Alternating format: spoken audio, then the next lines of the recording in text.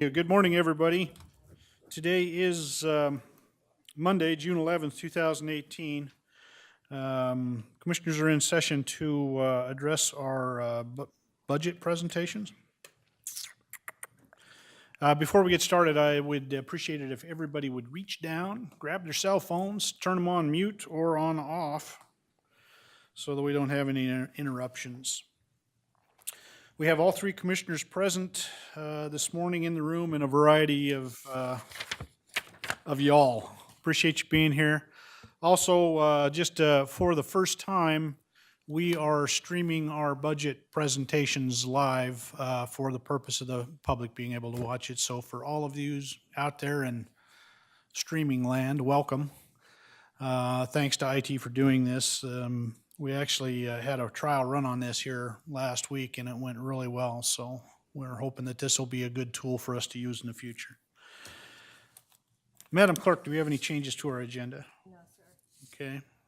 We have no unfinished business. This morning, you should have all, for those presenting, been notified of your times and places, and Kathleen looks extremely pensive sitting there, so I am going to turn over the presentations to the clerk's office. So Kathleen, it's all yours. Good morning, Mr. Chairman, Commissioners. Thank you. Before we start, I'd like to remind everyone what was asked of departments. Your tax-supported departments basically were to submit a flat budget. They were given a targeted amount that was adjusted for a 2% operating and capital increase, along with the ability to use any additional revenue that they had over and above their FY18 projections. Everyone at least submitted a flat budget. We had 8 departments using revenue as a factor, which equated to $2.1 million. If they were over their targeted amount, they were asked to submit supplemental requests. 22 departments submitted those requests. Self-supporting departments could submit over last year with no supplemental requests required.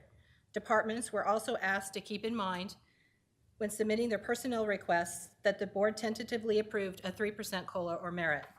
And if I may, before we start, I'd like to thank the elected officials and department directors and their financial staff. If we had any questions, they got back to us timely. They were great to work with. I'd also like to thank from my office, specifically Tim Sturgis, Lori Beck, and Anthony Locke-Smith for their support in getting this presentation and proposed budget put together. Cassie Donnell and Alex Gamagoso in HR for their help with proposed changes in personnel, and Meg Leatherman, Mitchell Cooper, and Kelly Woodworth in Development Services for their help with the capital investment program and operational expense requests that we were discussing. And finally, Bob Hutchinson from IT for working on a new annual appropriations function within the budget module that interfaces with the prosecutor's EPIC program that Jay Hatch from IT worked on, which streamlines the process for contracts that have annual appropriations. And we'll talk more about that next week during deliberations. And with that, we'll go ahead and get started.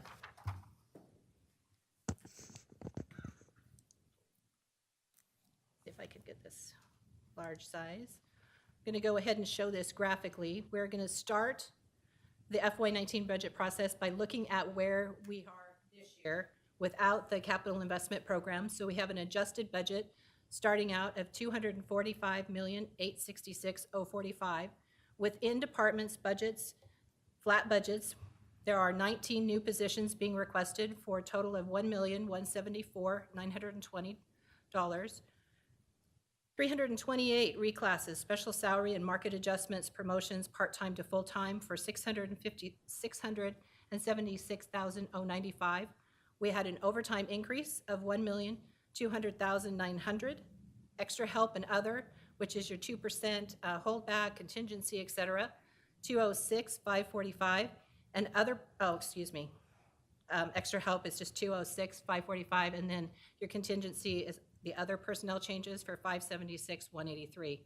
Supplemental requests, let's see if you can see the supplemental requests were 88 new positions for a total of $6,576,706 and 76 reclasses, etc., for $389,934.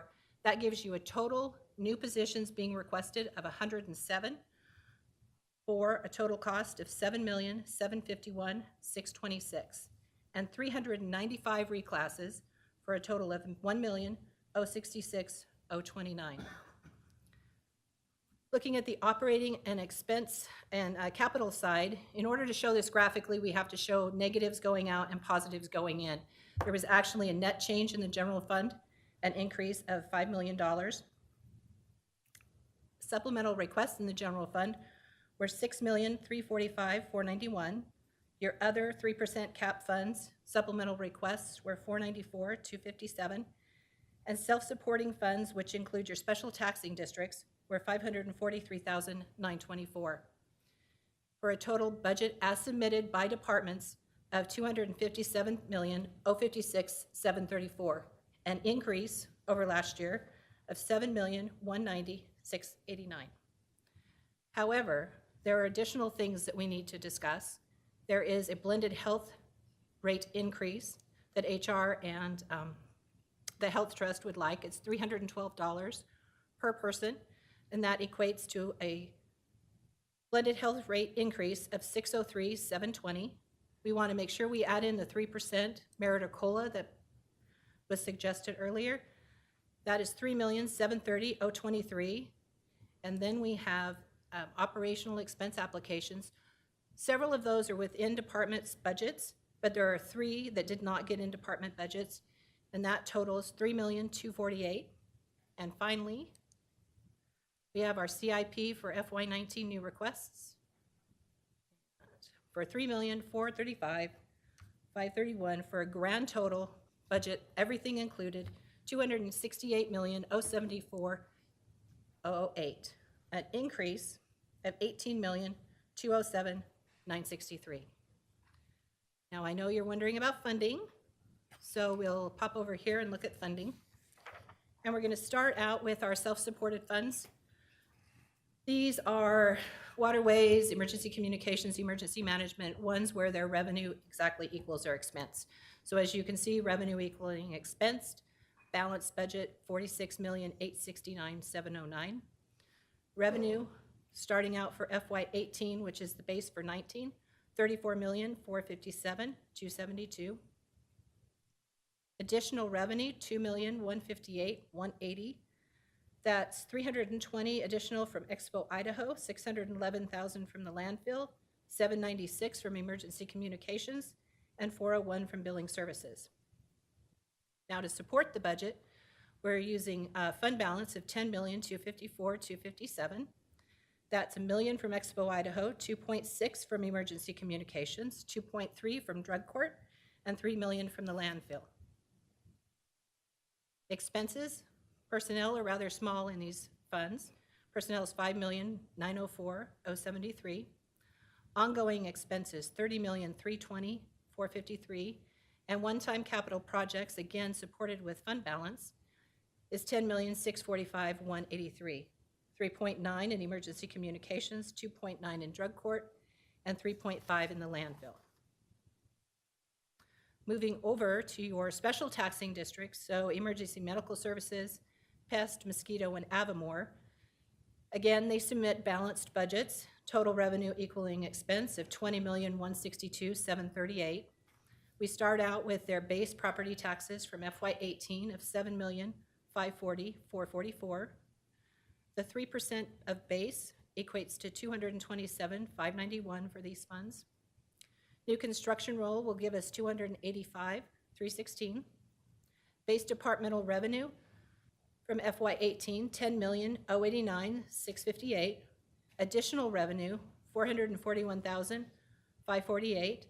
$385 from that is EMS. The rest is Avamore. And some use of fund balance to round out the budget of $1,578,181 by EMS. Operating expenses, personnel, rather large here, $13,465,394, offset with property taxes and departmental revenue.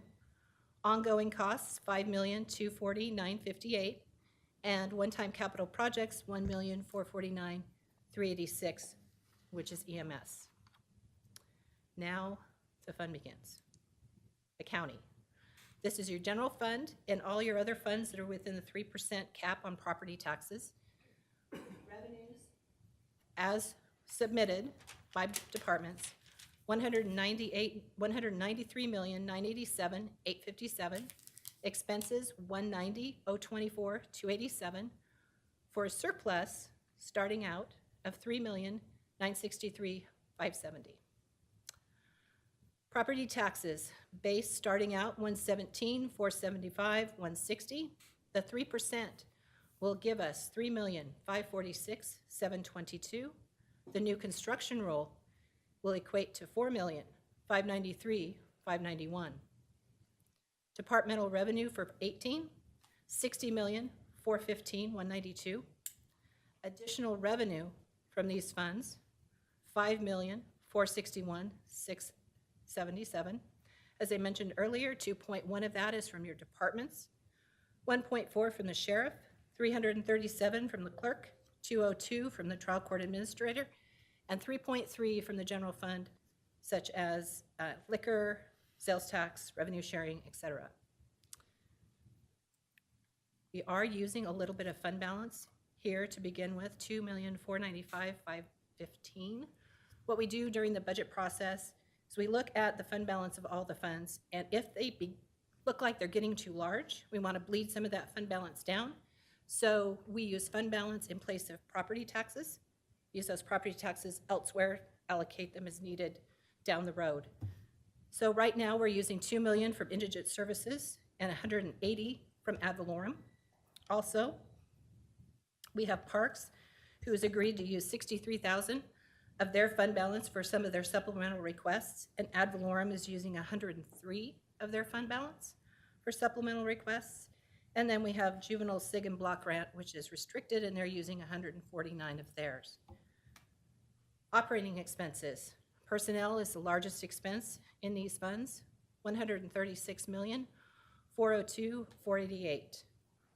Ongoing operating costs, $45,088,757, and one-time capital projects, $8,543,022.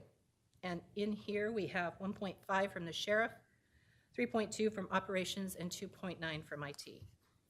So again, looking at this, we're starting out with a surplus of 3.9, but we want to also consider some of these other changes that we have. So I'm just gonna go change this real quick. We want to consider the 3% merit. So now we have a surplus of $233,000 still. If we consider the blended rate and add that in, which was $603,000, we're showing a deficit of $370,000. We add in those operational expense applications that aren't included in the budget. We have a deficit of $3.6 million.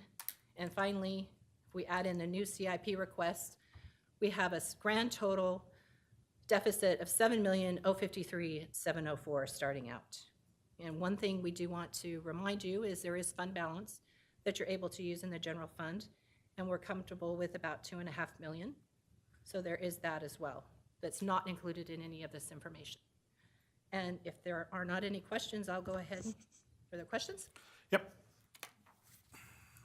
Okay. If you could, for just everybody's preference, I'd like to know, you've talked a lot about using fund balance. What is the total amount of fund balance we have within the county? Total fund balance within the county with all the funds added together? Yeah. Well, let's talk about just the general fund. The general fund, fund balance that's available for the budget after we take into account reservations and for staying on a cash basis and budget stabilization is $4 million. 4 million? Mm-hmm. Okay. And I could give you the numbers for the other funds. I believe I have them on a spreadsheet if you want to bring them up. Oh, any questions? Go ahead. Commissioner Tibbs. Thank you, Mr. Chairman. Kathleen, with the change in magistrate court funding starting effective July 1st, how was that factored in? Additional revenue, Mr. Chairman, Commissioners, additional revenue was added to the clerk's budget. Okay. For that, some of that, that's what that $337,000 additional revenue is. Okay. So there's liquor Thank you. Okay, Commissioner Visser? Thank you, Mr. Chairman. Kathleen, just historically, briefly, the new construction roll numbers for last year compared to fiscal year 18? Mr. Chairman, Commissioners, off the top of my head, I want to say 3,538. Again, I could look that So, up for you. so fairly close. Yes, actually, it's gone up quite a bit. I mean, 4.5. Okay, great. Thank you, sir. Thank you, Kathleen. Anything else? Okay, go ahead. Okay. I'd like to turn it over now to Mentor Cooper, who is going to discuss your capital investment program. Okay, and prior to Mitra getting up there, just for the folks who's going to be testifying, presenting their budgets, I think it's extremely important, especially this budget, that if you're requesting new positions or additional supplemental items, it's very important that you go in detail and give us as much detail as you can to support your request. That said, go ahead.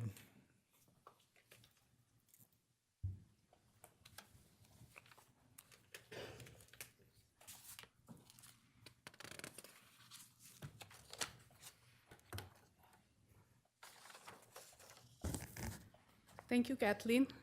Members of the board, Mr. Chairman.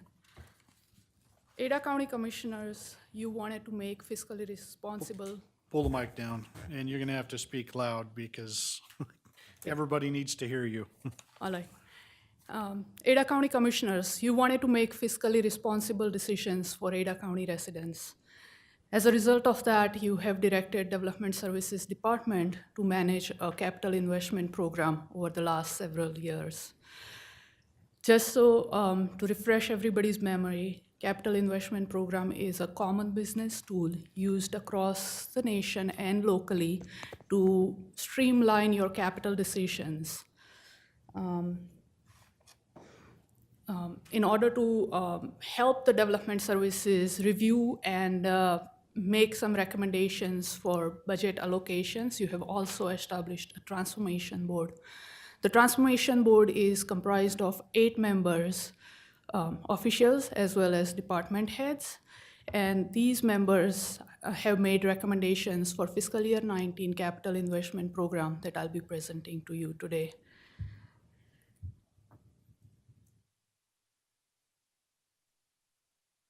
Every year since its inception, the Ada County Capital Investment Program has improved every year.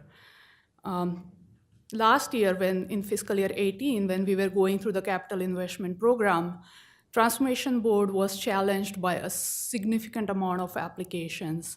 Some of those were truly capital in nature, but the others were more operational kind of applications.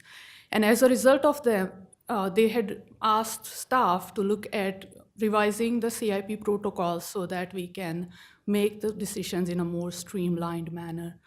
So for fiscal year 19, the CIP proposals are divided into 2 categories, the capital projects and extraordinary operational expenses, most of which the departments will also be presenting during the departmental office presentations.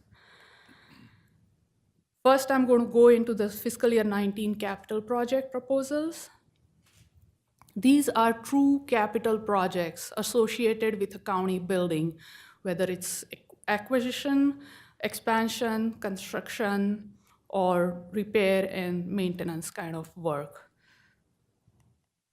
For fiscal year 19, you have received a total of 9 applications.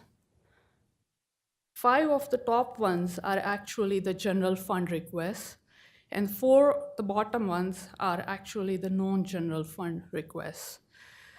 Because of what Kathleen just presented, competing interest on general fund, Transformation Board actually prioritized the general fund projects and discusses the non-general fund projects as well, but mainly focus on the general fund projects. The good news this year is traditionally we have seen around $4 to $5 million in capital project requests. This year we only have received approximately $3.5 million in capital project requests. So this is how the Transformation Board reviewed and prioritized the projects for funding. And just to refresh your memory, the Transformation Board members comprise of Commissioner Tibbs, Jan Bennett, the county prosecutor, Chris Rich, county clerk, Bob McQuaid, county assessor, Stephen O'Mara, director of IT, Scott Williams, operations director, Don Burns, director of juvenile services, and Scott Johnson, chief deputy sheriff. They reviewed the project proposals that we received for capital investment program in light of its urgency and importance as they see fit. And then they met on April 19th to discuss their findings and share ideas with each other on these proposals. And what you have in front of you is their recommendation. I'm not going to go into the details because the details are in the draft CIP report that you have received. But a few projects generated significant discussion at the Transformation Board, and I would like to bring that to your attention. The first project that generated some discussion is the coroner's new site. This request is for $1.25 million in fiscal year 19 for phase 1 work. Phase 1 and 2, to refresh your memory, Kelly has done a very good job of creating a bookmark for you. But phase 1 really is preliminary design and funding and financing work before we begin the construction of a project. So coroner's office requests that $1.5 million be used in fiscal year 19 to hire a real estate agent, purchase a property that is suitable for a new coroner site, hire an architectural team for preliminary design work, and identify their nonprofit partners for funding options, as well as what financing mechanisms they are going to need to build the coroner's new site. This particular proposal created significant discussion at Transformation Board because few members felt that this request was hard to make a decision on in absence of a fully developed master facilities plan. But the other ones that had seen the coroner's site, they felt very strongly that this proposal should get support from the Transformation Board because we really need to purchase a new location for coroner.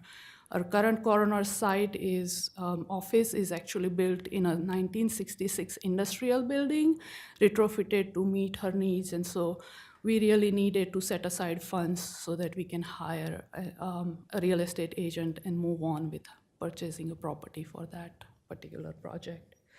This project ranked number 3 in Transformation Board's prioritization.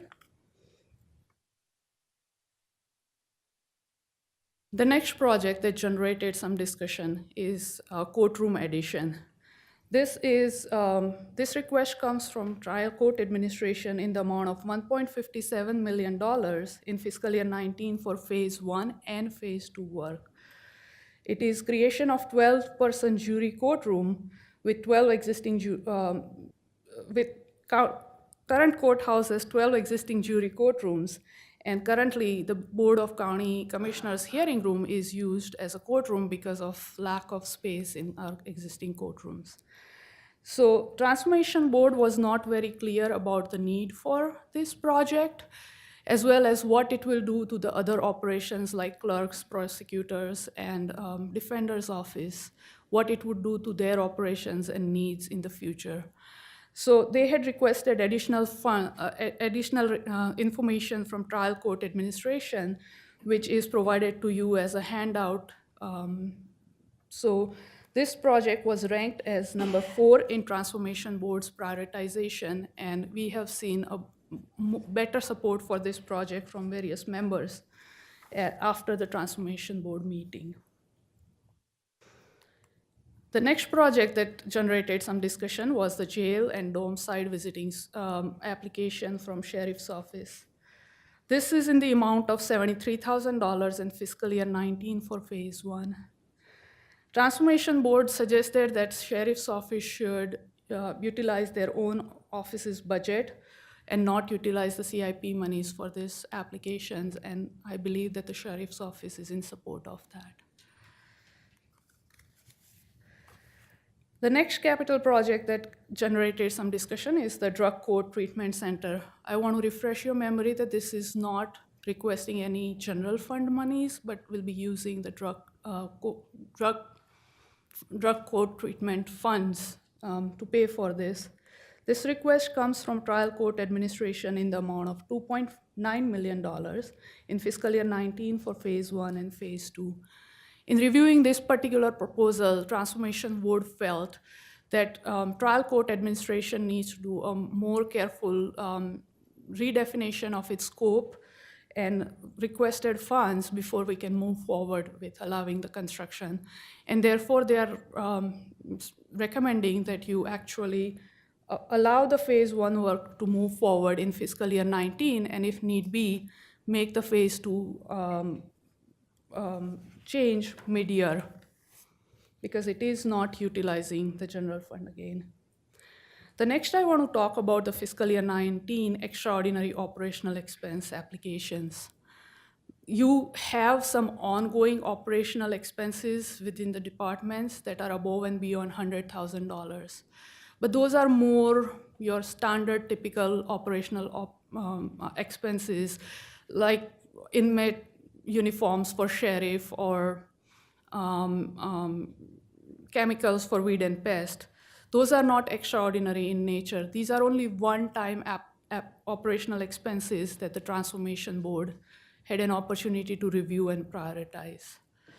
So this year, you have received a total of 12 applications for those. The top 7 are requesting funds from general fund, and the bottom 5 are requesting other funds. So this is how the Transformation Board ranked these projects. I want to mention that the radio EOL is not part of this because it was ranked really high in fiscal year 18, and you have already committed funds for that project in fiscal year 18. And so this year, although they will require additional allocations, it's not a new proposal. The second one that you will not see, I'm not going to go into each one of these in detail because each department is going to be presenting you those extraordinary operational expenses also. But the 3 that Kathleen mentioned are the ones that I do want to bring to your attention, and this is the second one of those, which is a replacement of payroll time and attendance. Our current payroll time and attendance software was developed long time ago, and it really requires some modern functions. So this was a request from clerk's office in the amount of $2.25 million in fiscal year 19 for that software. The Transformation Board felt that this request should be actually allocated, the funds should be allocated to the board's office because it's far-reaching impacts beyond just clerk's office. Instead of giving this amount to the clerk, allocating this amount to the clerk, it should go to the board, and then IT should oversee the project as it's developed. And the third one that will not be part of the department's presentation is the FACES paper file conversion, because when the Transformation Board met, this was an outside firm converting our paper files into digital formats, but this request ended up being 4 temporary personnel in clerk's office that would be doing the same job.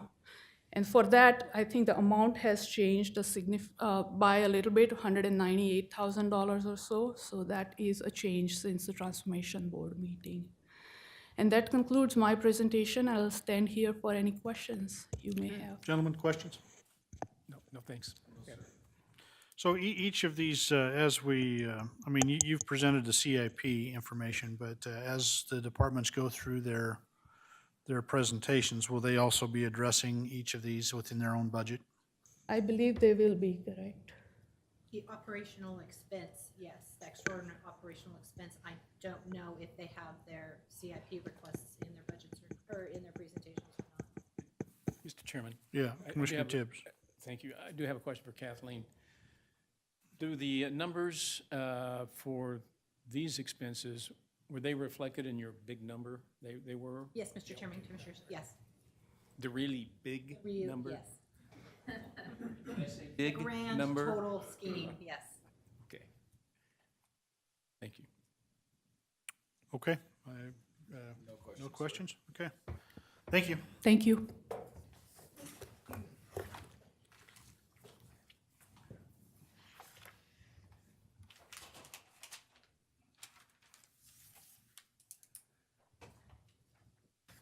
Mr. Chairman, Commissioners, are you ready? Fire away. Right, so we're going to begin the department presentations, and how we'll do this. I have a small description that I'm going to read for every department. Then we'll go into their overview that you have in your books. I'll quickly skim over that, and then I will go ahead and turn it over to the department to give their presentation. Go ahead. Ready? Development Services, headed by Director Megan Leatherman, has 5 divisions. The Building Division ensures building plans and structures are in accordance with the Uniform Building Code, while the Community Planning Division reviews development proposals for compliance with county zoning ordinances. Surveying reviews plans for development proposals and certifies all subdivision and condominium plats, while the Engineering Division regulates FEMA flood regulations, reviews grading and drainage plans, and reviews development proposals. The Strategic Planning Division administers the county's capital investment program, CIP, that we just heard about, and implements the Ada Comprehensive Plan objectives. The Permitting Division intakes applications from the public for other divisions and issues permits. And in front of you, you will find the Development Services budget. They are a department within your current expense fund, the 3% cap that we talk about. FY19 budget was submitted at $2,715,177, an increase of $324,876. Operating budget of $184,069, and a personnel budget of $2,531,048. Below, you can see the changes. I won't address those changes. And included in this budget are supplemental requests of $274,765. And I'd like to now turn it over to Meg Leatherman. Whoops, that's not what I want to do, sorry. For her presentation.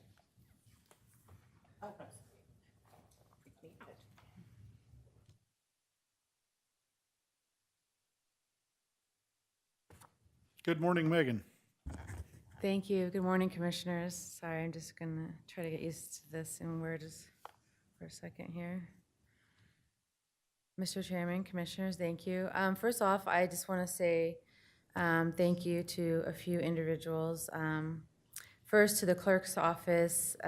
Kathleen has been just absolutely fabulous to work with.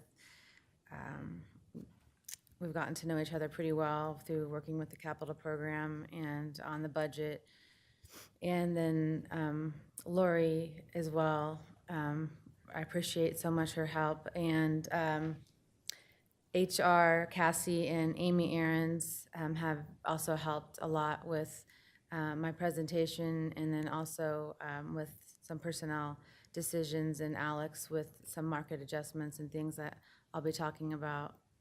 So thank you to everyone, and I'm sure I've forgotten, but I feel actually so grateful to be a part of Ada County and everyone that I get to work with every day. So we just have amazing folks here, which I'm sure you know. So anyways, I'll get going.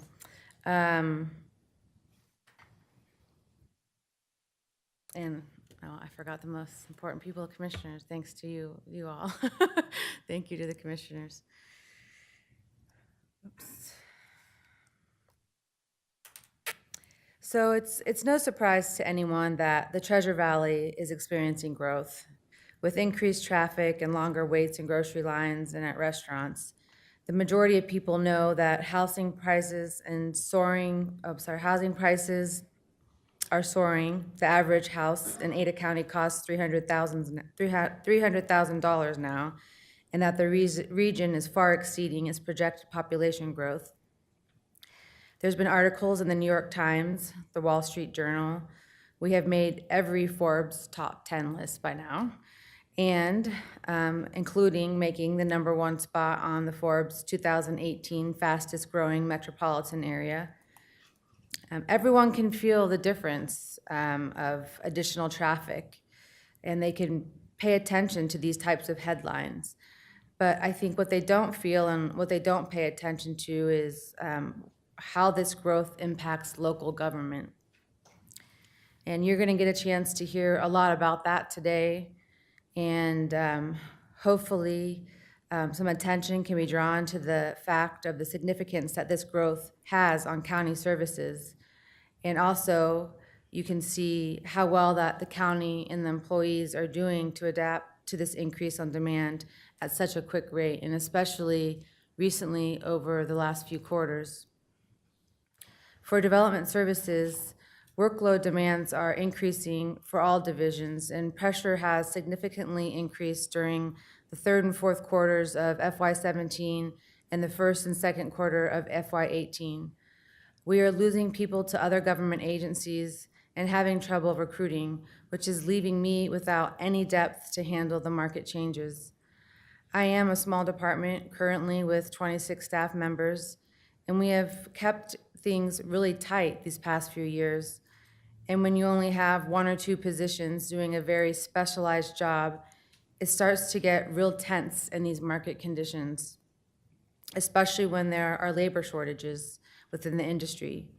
Skilled workers in the positions of building inspectors, plans examiners, licensed surveyors, and survey techs are about absolutely impossible to come by without poaching them from other agencies, which is actually happening to me.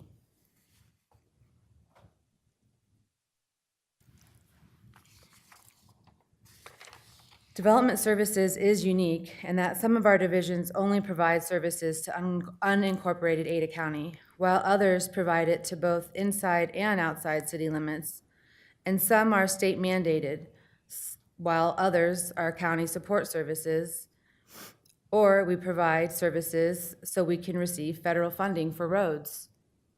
We are also unique because we are part of the general fund, and yet we also generate revenue by collection of application fees. Development services is a department comprised of 5 divisions, as Kathleen stated. Planning and zoning handles land use applications as required by state law. Engineering and surveying reviews final plats for all of Ada County, including within city limits, and they also do engineering applications. Building conducts building plan review and inspections of structures. Permitting handles incoming calls, walk-in customers, processes applications for all divisions, and issues building permits over the counter. Strategic planning implements the capital investment program, does action tasks of the comprehensive plan, and also works with our partners on regional transportation efforts for all of Ada County.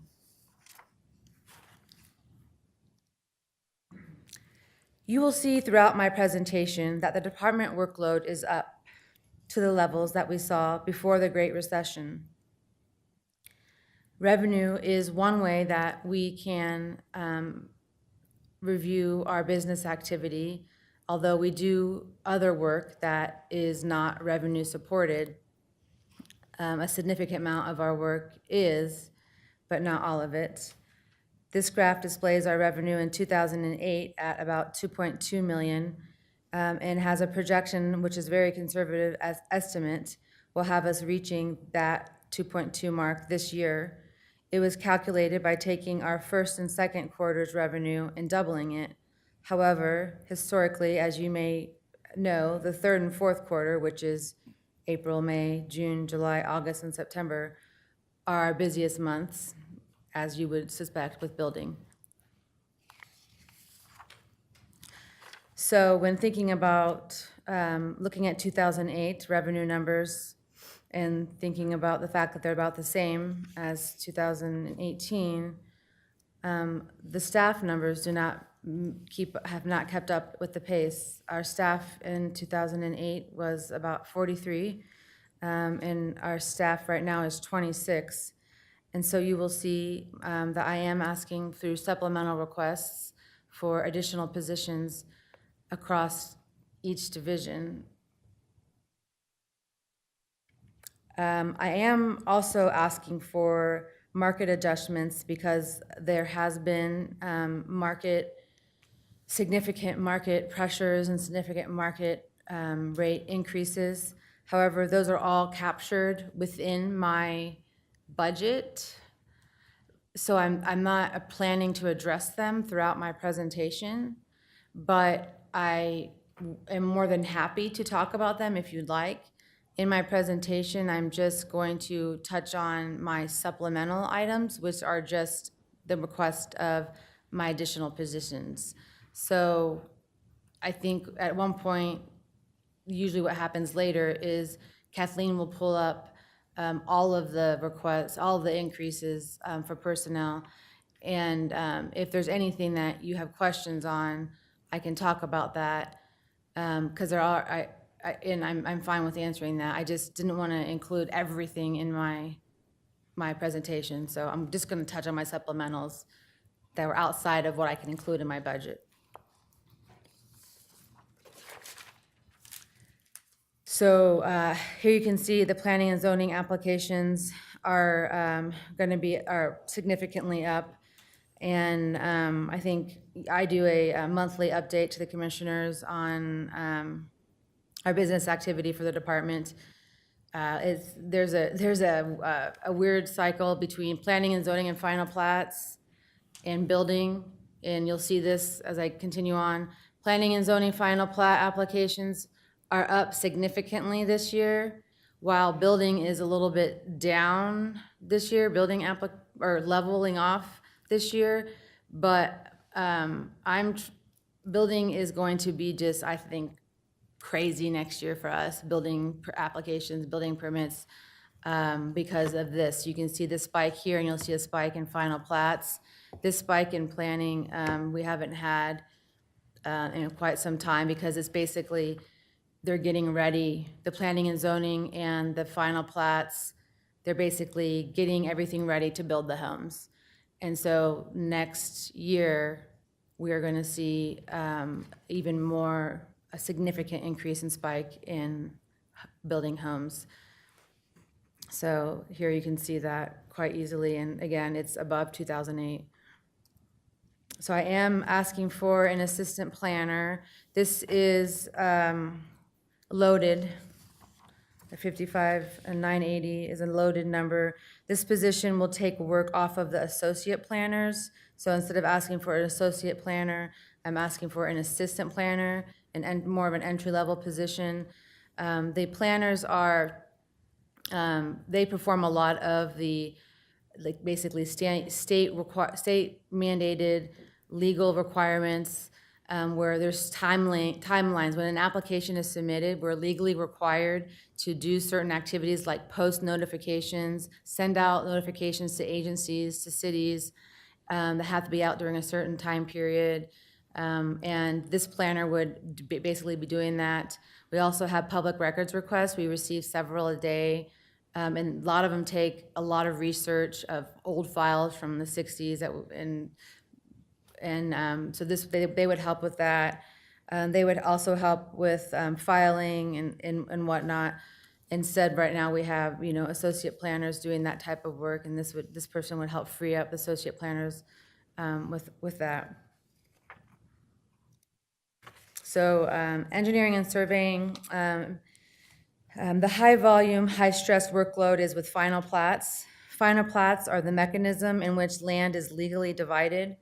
It is required by state law that a licensed surveyor under the county commissioners review and approve these plats.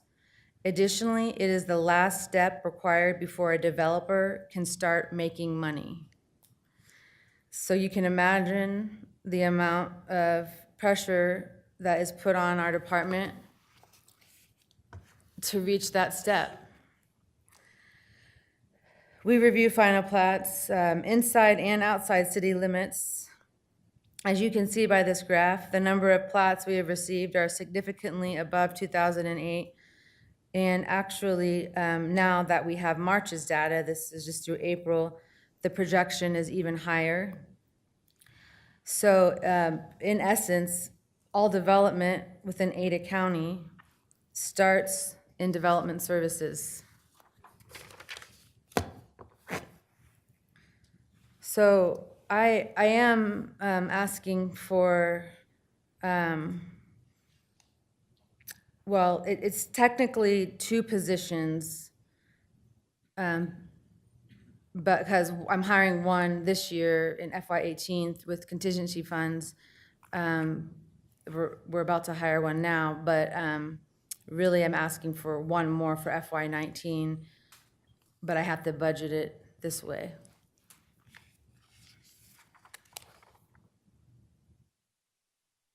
I think it's, maybe in case it's not clear, that this person would help with reviewing the final plats. And it's a very technical, very specialized review process, a lot of state code specific things that are detailed out in state code, but then yet some things that aren't. And so, we don't have much depth, which is, I guess, part of the concern that I have, that if one person would leave, what that could do to us. So the building division brings in about 70 to 75% of the department revenue. So just like the revenue numbers, the projection here, I think, is a bit low because building is busier in May through September. But that's just looking at 1 year. Looking back, the past 4 years, we have been pretty steady on inspections. My main concern with the building industry right now is the labor force, or lack thereof, and how competitive it has gotten. When it comes to inspectors, if we can keep them, we can do it with 3, handling the majority of the workload and having a backup rotation of 3 with using some of the plans examiners and the building official, which really, he shouldn't be doing that, but we gotta do.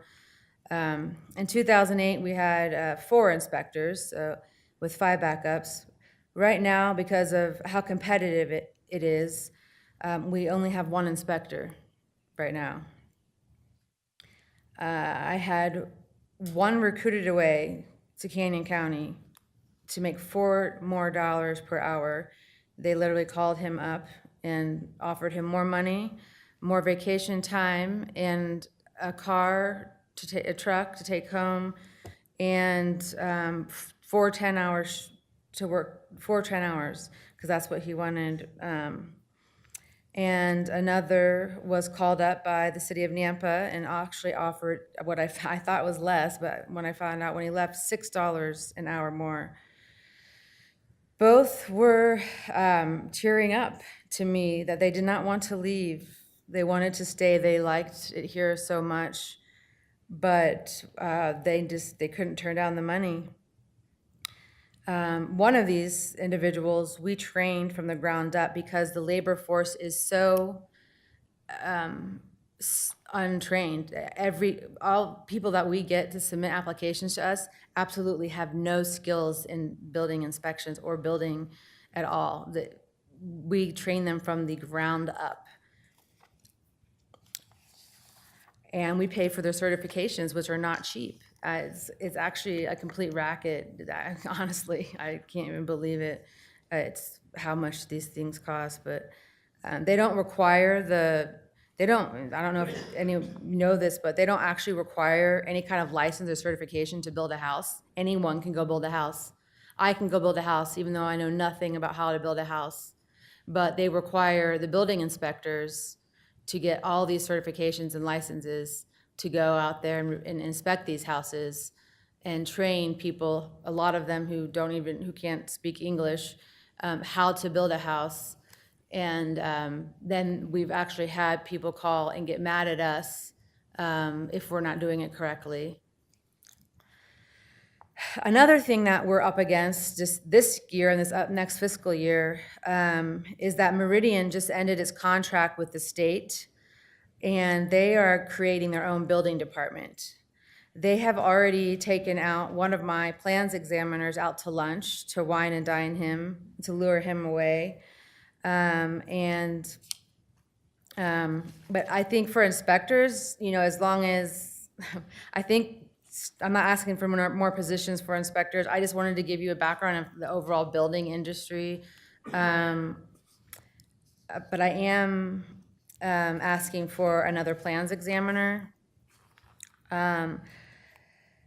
We have one solely dedicated to building plans examining, and another one that works in the permitting division at the front desk.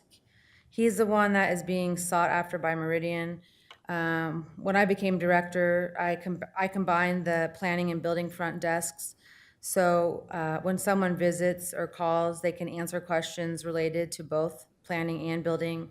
Also, the plans examiner in the permitting division can do over-the-counter plan review, which I have found out is actually very unique throughout the state. And we get calls every once in a while to find out about how we do this. And it's turned out to be a very, very, very efficient way of doing business. Anyways, the front desk plans examiner is busy also helping with planning aspects, answering phone questions and other matters. So he's dedicating his time about 10 to 15% to plans examining. So I need more than one person solely dedicated to building plan review. Permitting division is basically the heart of our department. They touch every single application that comes through our office, and all of the money. So naturally, as every division gets busier, they would as well. This just shows the call volume over the last few months. So I am asking for another building, we call them planning and building specialists, but if you come into our department, they're the ones that you first see. This would help with decreasing call times, taking in applications, assisting with walk-in customers.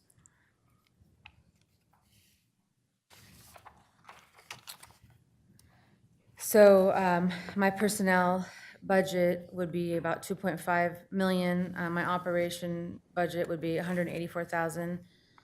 So commissioners, as you can see from these numbers, that a lot, like we hear from legal, is that people are what runs my department. It's the people.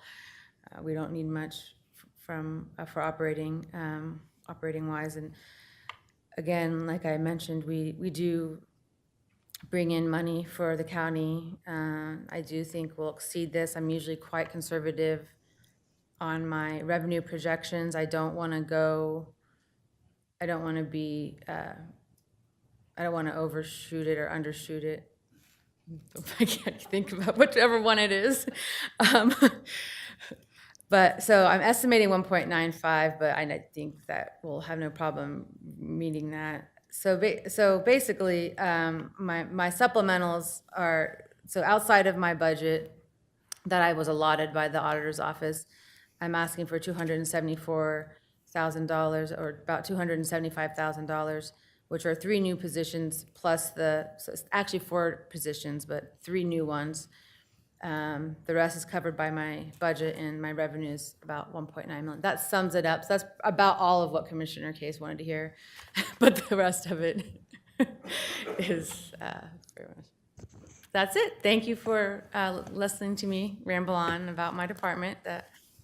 Okay, questions for Megan? Mr. Chairman, I do. Commissioner Tibbs? Meg, you and your department do an excellent job. Thank First of you. all, I mean, you all have been slammed with all the growth and everything that you have to do, plus losing some key personnel. It really has an impact on you. But just out of curiosity, where does Ada County compare in the fees? For inspections, all that. Are we in line? Are we where we should be? Because I know the cities all have different numbers. They always say, well, it's more expensive to build a home in Meridian than it is in, somewhere else. But where do we stand in our fee structure? Mm-hmm.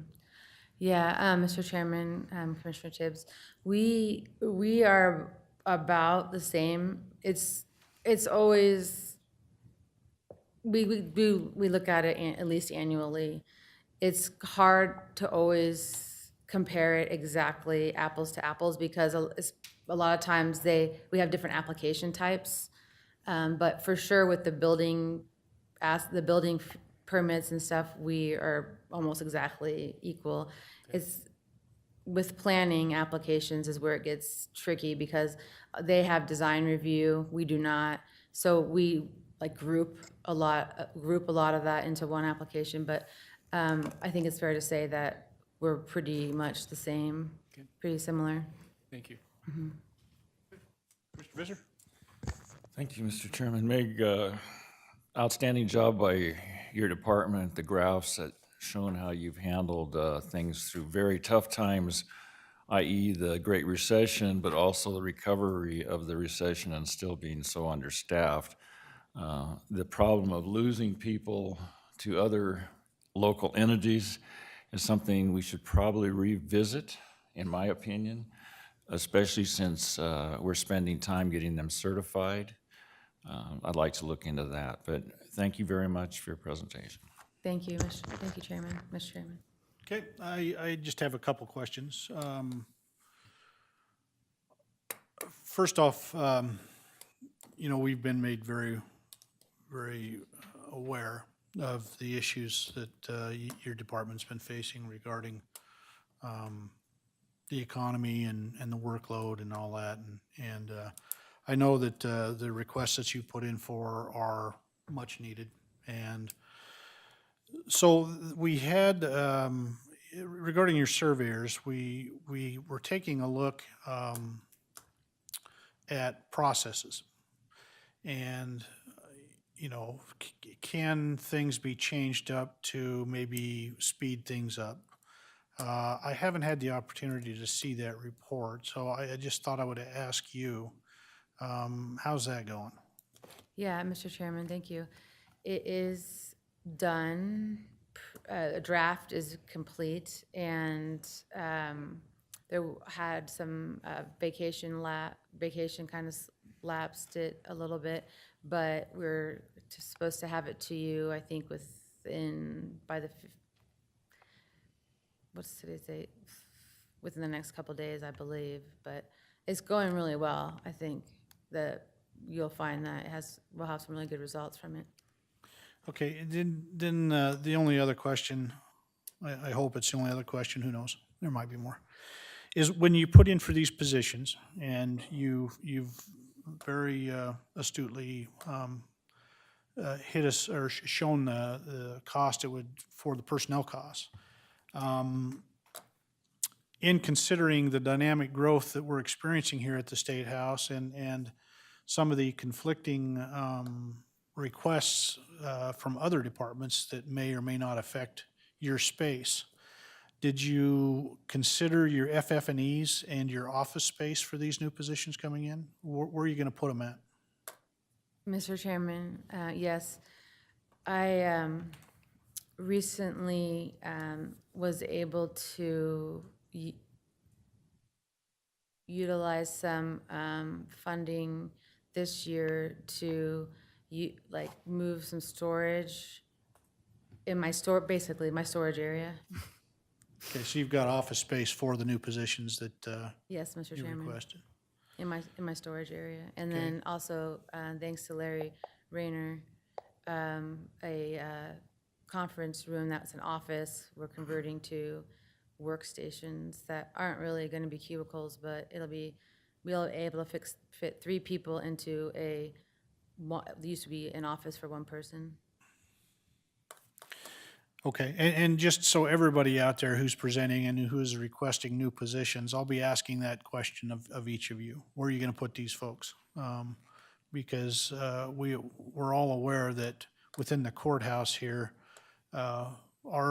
essentially our administration folks are kind of getting pushed out. And we got to figure out what we're going to do because realistically, a courthouse, in my opinion, is just that. It's used for court functions, whether that's a prosecutor, a public defender, the courts themselves, the support for the courts. So, I think back in 2008, I believe, after this facility was built, the plans, and as well from the master facilities plan, was that about 2008, an administration building was supposed to be built. And it never was. And now that's created the pressure that we're currently having on the courthouse. So those of you who are currently housed in the courthouse, those are questions we need to get some answers to. So That's all I had, Megan. Thank you. I appreciate your coverage of all that. And like I said before, I know these positions are needed because not only are your surveyors getting pressure to get these things done, the commissioners are getting pressure from folks because it's costing them money to sit and wait. So thanks for all you do. Thank you. Okay. Kathleen, back to you. All right. Glasses off, can't see. Right, up next, we have Expo Idaho, headed by Director Robert Batista. It's broken into two departments, the fair and interim events. The fair provides the annual Western Idaho Fair, the third week in August each year, and promotes the present and future of agriculture in Ada County with an annual attendance of 250,000. The facility is located on the northwest corner of Shinden and Glenwood. The 240-acre footprint encompasses 15 buildings, which equals 236,000 square feet. The fair has parking for approximately 4,500 vehicles and a grandstand seating capacity of 3,600, along with a 200-slip RV park. Interim events are events or activities on shows that occur the rest of the year when the Western Idaho Fair is not in progress. The interim events equal about 150 events a year, approximating 500 event days per year, including the Sportsman Show, Roadster Show, Dog and Cat Shows, flea markets, health fairs, ski swaps, weddings, and the Boise Music Festival. Expo Idaho is an enterprise fund, self-supported, revenues equaling expenses. The budget for FY19 is submitted at $6,931,190, an increase of $824,451, personnel budget of $5,763,072, and a personnel budget of $1,168,118. I might have got that switched, I'm not sure. And below you can see the increases and decreases that are associated with this budget, and I'd like to turn it over to Bob Batista to talk about his budget. Thank you. Thank you. Thank you, Kathleen. Robert? Commissioners, Mr. Chairman, thank you for having me here. This will be 18 years of doing this, so if I flub up, it's probably because I've been doing it way too long. Okay. Just to let you know, as I start out every year, we have not been through this current fiscal year fair, so some of what I'm projecting is something in the future that we don't really know what's going to take place in the present. But the other thing I'd like to inform you of is that this budget was presented before the annual fair board meeting, and they have approved the budget. Some of the increases in the revenue are due to the fact that, as you've heard, the population growth around here, we feel we can capitalize on that. Through that population growth, we feel the fair attendance will increase. We feel that the concessions along with them there will increase as well. We've also didn't project that the Sky Ride, which is being built this year, is in that current year, but we're projecting in the next year. So we feel that there's some additional revenue increase there. On the interim side, we feel that the RV park is continuing to grow, and so we'll see that as something. Our events are continuing to grow, and our food and beverage department is growing. So that constitutes what we consider the revenue increases. As far as the expenses go, there's a little bit of overtime that needs to take place, and that's just because our events are getting so compact that between the events, we need some extra help to clean up and get ready. Security, that is a cost that has been increased to us through the contract that Allied Barton provides. Entertainment costs are up $120,000. They're just getting more expensive. Our talent buyer has a typical 10%. Our relationship with her has been on a very good relationship, so we're at about 4%. We need to get that up to 10%, which is a standard. We also feel that with entertainment costs increasing for those various acts, that it's something that we need to stay on top of. Especially with free shows, you can't give away a $20,000 act and expect people to come. Probably the bigger issue in this whole deal is we don't know what Monday is going to bring to us. Monday is typical family day. That used to be a very thriving day for us, but as over the years have come and gone, that has become one of our lowest revenue producing days. So with the new general manager at KTVB, we're gonna have some discussions, and maybe that means we have a 5th day of entertainment in the middle of the week, which is something I think would be beneficial for the fairgrounds. We've increased the maintenance and operation a little bit through utility costs. We've also taken and added some money into the the LaBois Park line item. As you well know, LaBois Park is trying to see if they can get this initiative on the ballot. Should they get that on the ballot, we'll determine what will happen. We are trying to be progressive and say that we don't know what's going to happen, but in doing so, we're going to put some money if we have to take over some of those pieces of property that are under their lease, which would be the turf club and the grandstand. So we feel we should put some more money in there for the expenses. We've got some more money in there for some additional capital improvements should the RV park need them. That is generating quite some significant revenue for us. And then the biggest thing is we have about $1.3 million that we put in the capital improvement budget. $1 million of that is going to be for a roof on our large animal barn. The other $300,000 is sitting there in case horse racing does go away. If we have to make some changes over there, if we have to start demolishing barns, or whatever the case may be, we have that money in there. But $1 million is going towards the roofing project that we have lined up for next year. We have one current vacant position in our personnel A budget, and that's a position for a maintenance worker. And again, that goes back to horse racing. If that goes away, there's about 80 acres of stuff out there that we just don't have the personnel. But if it does come back that horse racing's online, then that position will just not be filled. Short of that, I will answer questions. Questions for Bob? Mr. Chairman, I don't have any questions. Just his budget, Bob's budget is always pretty straightforward. It is an enterprise fund, and God bless you. Thank you, commissioners. I know I share, yeah. Bob does an amazing job. I have shared with you some of my thoughts in our staff meeting. The one thing I will bring to your attention, and I know that you always do, there is a $75,000 payment that we make to the extension office that the commissioners used to make. We would ask for some relief for that as we get closer into the roofing season, but short of that, Commissioner, whatever you give us is greatly appreciated because we know we are an enterprise fund. Commissioner Visser? Thank you, Mr. Chairman. Just for the attendees and those watching on streaming information, the commissioners meet monthly with the Fair Board, and Bob gives budget reports, so we are really up to date on what's going on there, and today is, I guess, just putting the frosting on the cake because Bob does a great job, and the fact that he's been doing it for 18 years shows how successful he's been. So thank you to you and your team. Yeah, so on June 19th, when it's 18, remember my name.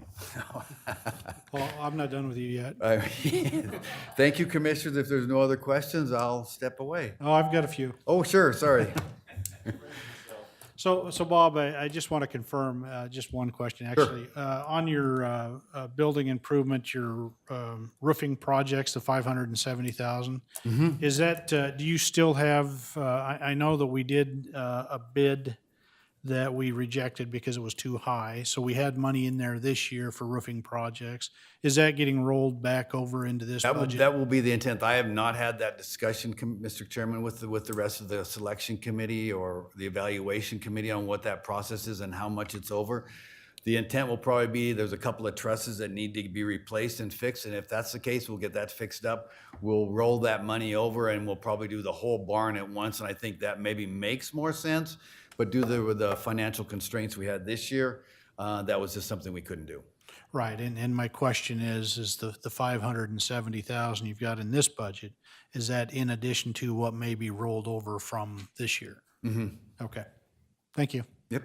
Great job, Bob. We appreciate everything you do. Thank you so much. I Excellent enjoy job out working there. here, and is there anything else I can do for your commissioners? You can run. Thank you, I will. Thank you, Kathleen. You're welcome. Okay, Kathleen, back to you. You want a little break here or what? Mr. Chairman, I would think that we might want to take a break because our next departments are operations, landfill, and billing services, and they will take a while. Okay. So- So just also folks out there who's going to be presenting, there's some of these, as you just witnessed, some of these go pretty quick. So you need to be prepared that if someone ends up ahead of a schedule, you may be bumped up and asked to jump right in and do that. We're gonna try to stick to our schedule as much as possible, but that could come up. So be aware of that. We will take, you want us back here at 10:45? That would be fine. Okay, we will take a recess until 10:45. Thank you. Okay, folks, we're back on the record again. It is 10:45 a.m. Again, I would ask everybody if you would silence your phones, either by turning them off or muting them. And then we're going to get back in the middle of our budget stuff. So I'm going to turn it over to Kathleen. Thank you, Mr. Chairman, Commissioners. Scott Williams is the Director of Operations, Solid Waste, and Billing Services. Operations is the county's centralized maintenance department that manages daily operations and maintenance of 25 facilities encompassing over 1.3 million square feet. They also oversee all the capital building projects within the county, property leases, site certifications, and facility compliance issues. The Operations Department pays for most of the county's utility expenses, manages the Energy Conservation Plan, the county's parking and alternative transportation program, and provides for the county's mail and distribution system. Solid Waste, also known as the landfill, has over 2,700 acres off Siemens Gulch Road northwest of Boise. The property includes 2 landfills, a household hazardous material collection facility, and a landfill's gas collection system. Landfill gas from buried waste is generated into electricity and sold to Idaho Power. And finally, Billing Services accounts for billing of refuse collection by the county's contractor within the unincorporated areas of Ada County. They receive funds from customers, in which turn pays the contractor and other costs associated with this type of service. And I'll go ahead and go through all 3 budgets, and then I will turn it over to Scott Williams. First, we have the operations budget. They are a department within the current expense fund. Budget for FY19 was submitted at $12,830,467, an increase of $649,877. Operating budget of $9,740,177, and a personnel budget of $3,090,290. Supplemental requests for this budget, $1,513,619. Solid Waste, one of your enterprise funds, self-supported, budget submitted for FY19 at $18,432,173, a decrease of $10,027,765, operating budget of $17,183,061, and a personnel budget of $1,249,112. Below you can see the changes to this budget. And finally, we have Billing Services, another one of your enterprise funds, self-supported, budget submitted for FY19 of $5,902,534, an increase of $666,634. Operating budget of $5,646,777, and a personnel budget of $255,757. I'd like to turn it over to Scott for the operations budget.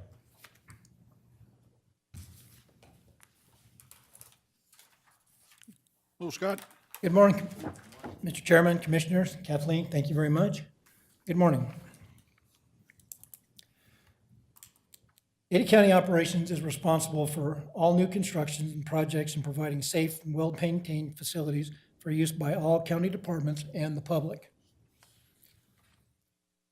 Operations has a staff of 44 administrative and maintenance personnel. We repair and maintain 1.3 million square feet of building space inside and out across Ada County.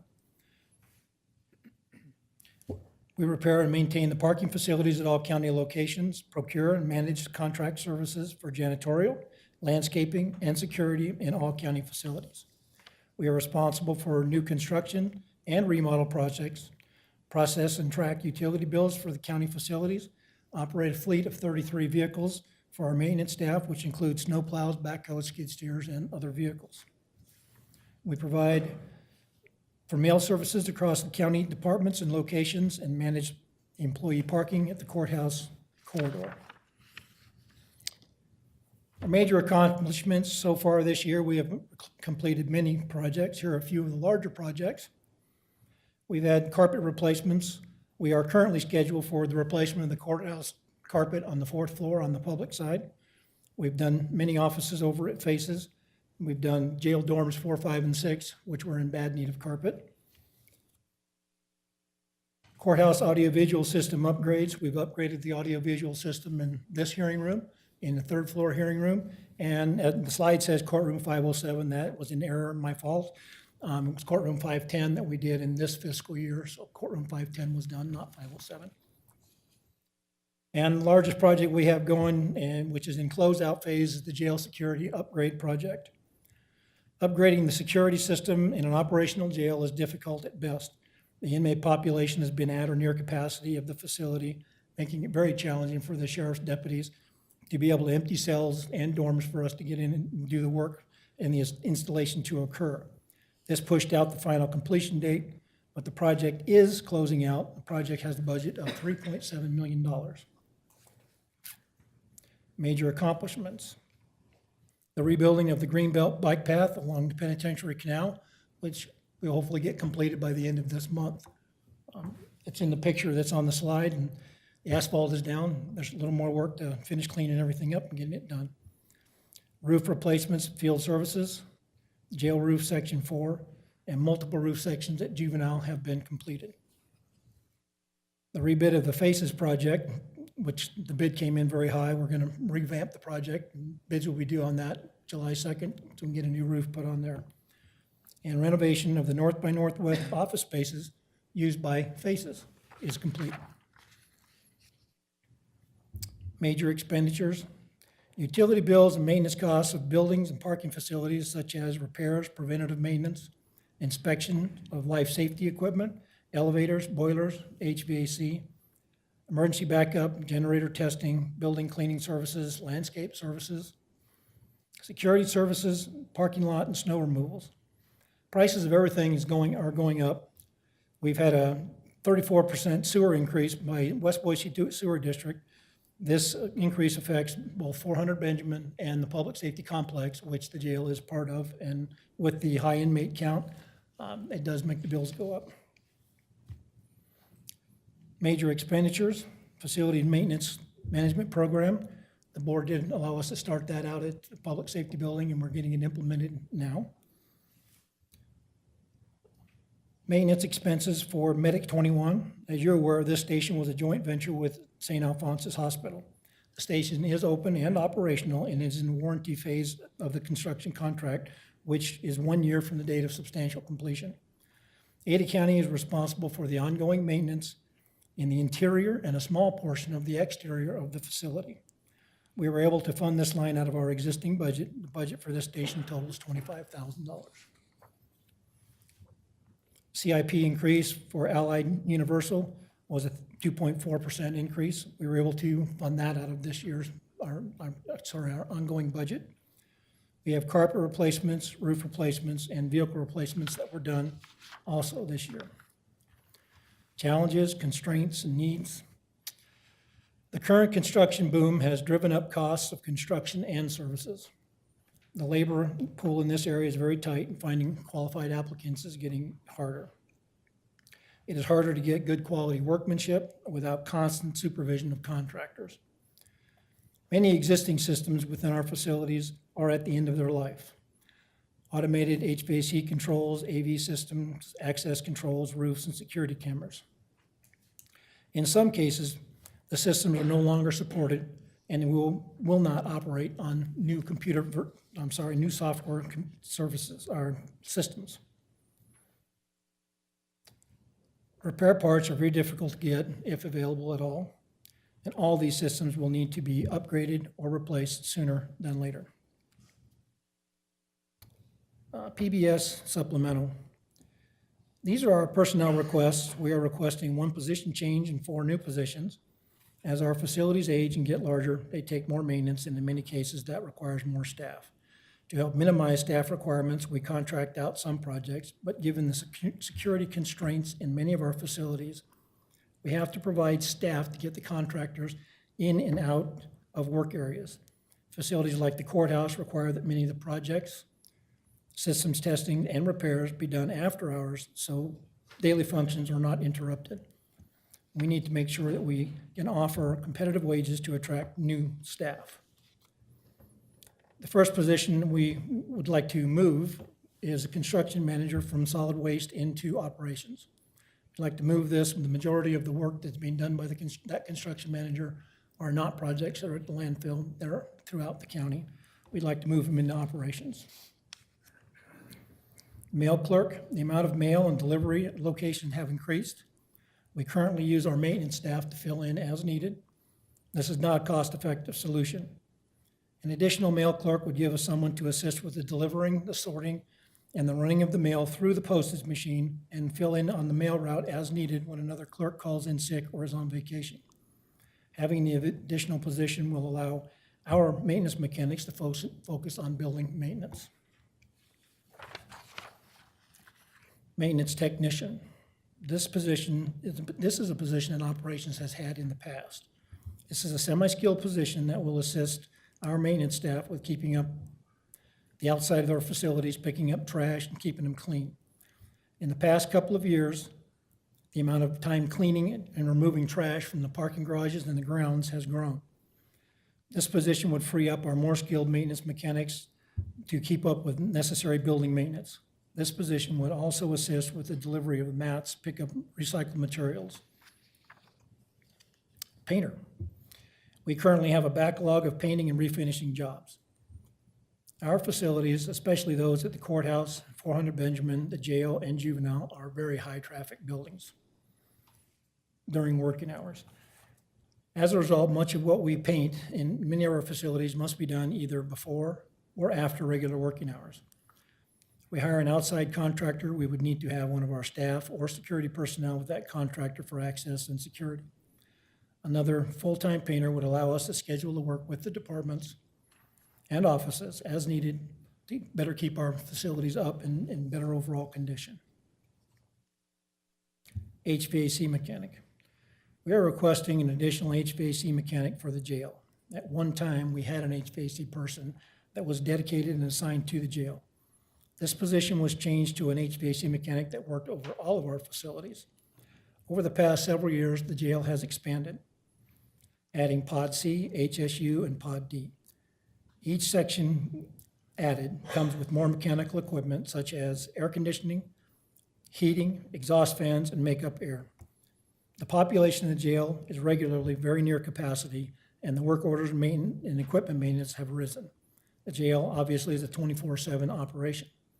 This means that the mechanical systems must function at all times. Having an HVAC mechanic assigned to the jail will allow for a quicker response to trouble calls and more timely regularly scheduled maintenance of the equipment. This would also free up our other HVAC personnel, giving them time to focus on other facilities such as EMS stations, dispatch center, and juvenile. The jail obviously the jail is a secure location, and those working that facility must have passed a background check and be fingerprinted, or no access will be permitted. So it's, in the event of emergency, it gets difficult to just call up a company and have somebody come in. If they don't know who they are, we can't get them in the building. With that, I'll go to our FAB supplemental requests. Supplemental requests, which you are aware, are asked for additional funding for requests for needed items. On the top of the list are the courthouse audiovisual upgrades. We were originally looking at this at $252,000 for the upgrade of existing AV systems in courtrooms. The existing AV systems are analog technology and do not support new computers that are digital. Operations would work with Larry Reiner, the 4th District Trial Court Administrator, to select courtrooms which will be upgraded first. This funding would allow us to upgrade 6 courtrooms in the fiscal year. I would like this to be an ongoing expense for the next 2 fiscal years, which would allow us to finish all the courtrooms. At the request of the board, we did get a price to do all the courtrooms at one time, which would allow us to do them all in one, being sure that we get the same equipment and we would get the same software for that equipment. This would allow us to have each hearing room and courtroom operate the same. Given the court schedule, getting all the work done in 1 year would be a challenge. We would have to closely work with the trial court administrators to schedule that work. The cost of the total upgrade would be $727,600. This would be an additional $475,600 to the $252,000 request.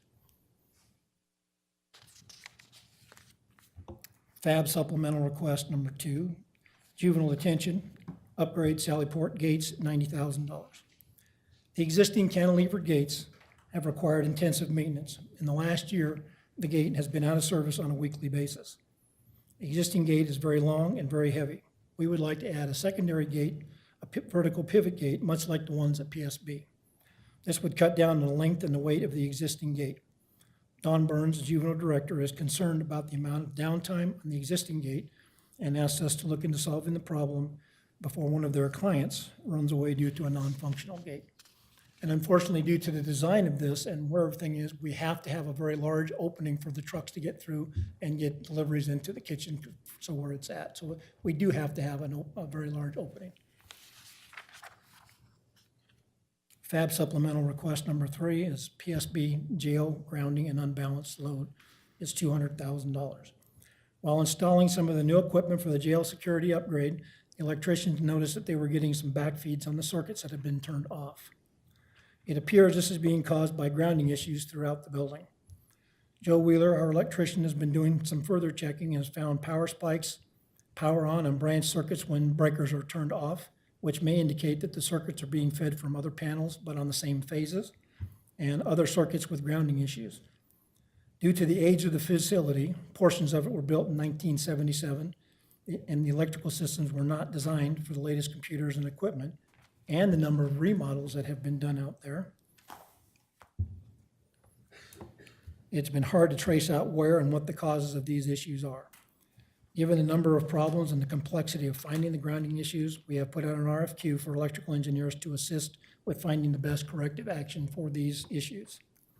CTA was hired for this task and are currently looking at what's going to be required to solve this problem. This would be an ongoing request for at least the next fiscal year. I will keep you informed on CTA's findings as they come up. FAB supplemental request number 4, courthouse access control system upgrade. It was $500,000.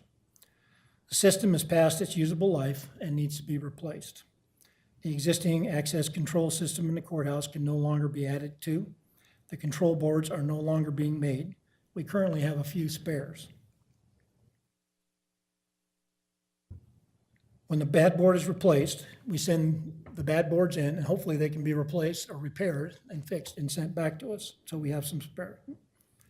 At some point, the system is going to fail, and we will not have control of interior or exterior security doors. We are having software issues on a monthly basis that cause certain doors not to function until the system can be replaced. The good news is that much of the existing wiring, card readers, electric strikes, should all be reusable with the new system. A replacement of the existing system will have to take place after hours and on weekends. FAB supplemental request number 5, facilities maintenance system, was $160,000 to put the rest of the county on the facilities maintenance system. There is a $35,000 ongoing cost with that we can fund out of our budget for the next couple of years. This request was submitted through a CIP FY19 annual operational expense application. The facilities maintenance system will allow operations to track the maintenance on our equipment through facility and facilities through a common system. We will have all the information in a common form that can be accessed by our staff from any facility. This program will allow us to do life cycle costing on the facilities to include roofs, parking lots, HVAC systems, electrical systems. These costs can be then projected out so that the fund could be created to cover these future expenses. The board has allowed us to start this program, as I said earlier, at the Public Safety Complex. We work closely with IT on the implementation of this system to make sure that it keeps county computer systems secure. The system will organize our maintenance records for each facility and major systems and equipment within those facilities. Summary of our budget. Our total personnel budget is $3,130,674. That includes additional personnel to meet maintenance and construction needs. Our operating budget for general maintenance on the buildings not counting capital budget is $6,418,228. Our capital budget is $3,543,900. $321,949. This includes supplemental requests for the system upgrades, electrical grounding issues, and facilities maintenance systems. Our total operations budget would be $12,870,851. If the board desires to fund the one-time courtroom AV system upgrade and get it done in 1 year, it would increase our budget to $13,346,451. And with that, gentlemen, I will stand for questions. Thank you, Scott. Questions for Scott? No, no, sir. Commissioner Visser? Thank you, Mr. Chairman. Scott, on that HVAC position, is there currently only one HVAC employee? in No, sir. operation? We have 3 HVAC personnel right now. They're spread over the county buildings. We have one that stays in this facility. We have one that does the jail. A lot of the public safety building goes to juvenile. And then we have a HVAC journeyman supervisor that also goes around to the facilities and works at Benjamin, works at both facilities at Benjamin and out at 911 when we can get out there. If they can't handle it, then we contract it. We'll have one of our other maintenance personnel stay with that person until we can get the system up and going and get it taken care of. And with the jail being a 365-day, 24/7 operation, how are you currently handling emergency calls after hours? We have a rotating on-call for those 3 staff, because like I said, if somebody shows up that doesn't have a background check, they don't know who they are, they won't gonna let them in, and that's understandable. Okay. So we do have them on an on-call basis. Thank you, Mr. Chairman. Couple questions. So your upgrade regarding the courtrooms, have you had a conversation both with IT and the TCA about if everything was, if they were all to be funded, would you be able to get that accomplished in that year? And what kind of an effect would it have? I mean, how are you going to work around the courts in order to get that done? Well, Mr. Chairman, Commissioners, I figured enough in there, I think, to cover overtime if we have to do it after hours and get that done. I have not, I just got that last week, got it into my budget. I have not had a chance to talk to Larry Reiner, the trial court administrator, or IT at this point to try and get that coordinated.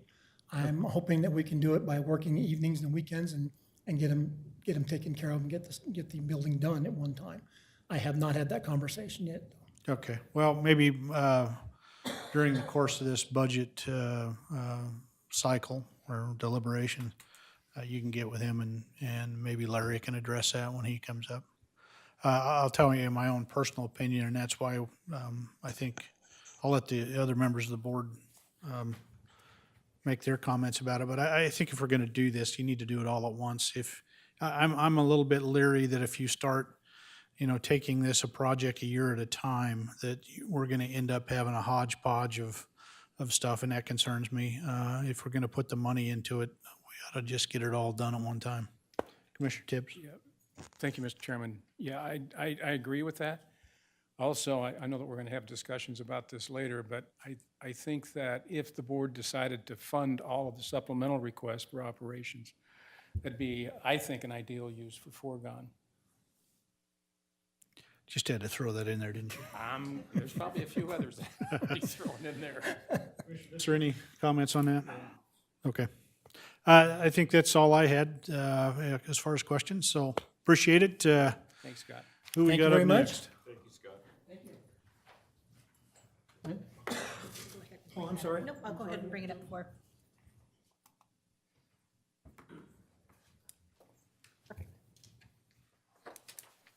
We have billing services, is that correct? Yes. Okay. Now, Lynn, I know you're a very quiet-spoken individual, so project your voice as you present so we can all hear you. I have a reputation, I guess. Whenever you're ready. Okay. Mr. Chairman, members of the board, Ada County Billing Services is an enterprise fund. Our primary function is to handle bill generation, payment processing, and customer service for residential and commercial solid waste customers and service in unincorporated Ada County. We are responsible for maintaining an accurate and up-to-date billing and service database, collecting and accounting for customer payments and making sure the Ada County landfill and contract waste hauler are paid timely and in full. The contract hauler for Ada County is Allied Waste Services of North America, doing business as Republic Services of Idaho. We currently bill 516 commercial customers monthly and 19,106 residential customers quarterly, with 2 full-time employees and 1 part-time employee. We utilize various methods of automated payment processing to ensure that payments are deposited timely and financial records are accurate and meet audit criteria. You will note that the fiscal year 2008 billing services proposed expense reflects an increase, proposed budget reflects an increase in both revenue and expense. Our budget is reflective of variations in the number of residential households and commercial house accounts served, and depending on the nature and compaction of trash being tipped at the landfill. The recent increase in new construction within the service area generates less compactable construction and demolition waste while in progress, and then adds to our residential weekly household waste removal as each residence is completed and occupied. We've had a rather large increase in residential accounts. Commercial is remaining quite stable, but we are seeing big increases in our landfill and transfer station billings. So that's the big driving force behind the increases in our budget.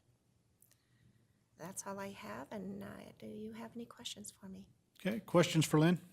Mr. Chairman, Commissioner Tibbs? what's the, you have a fund balance, We do. and what's that up to now? Or As down of to? the end of May, sorry, I shuffled my papers. I used to know that right off the top of my head, but I got old.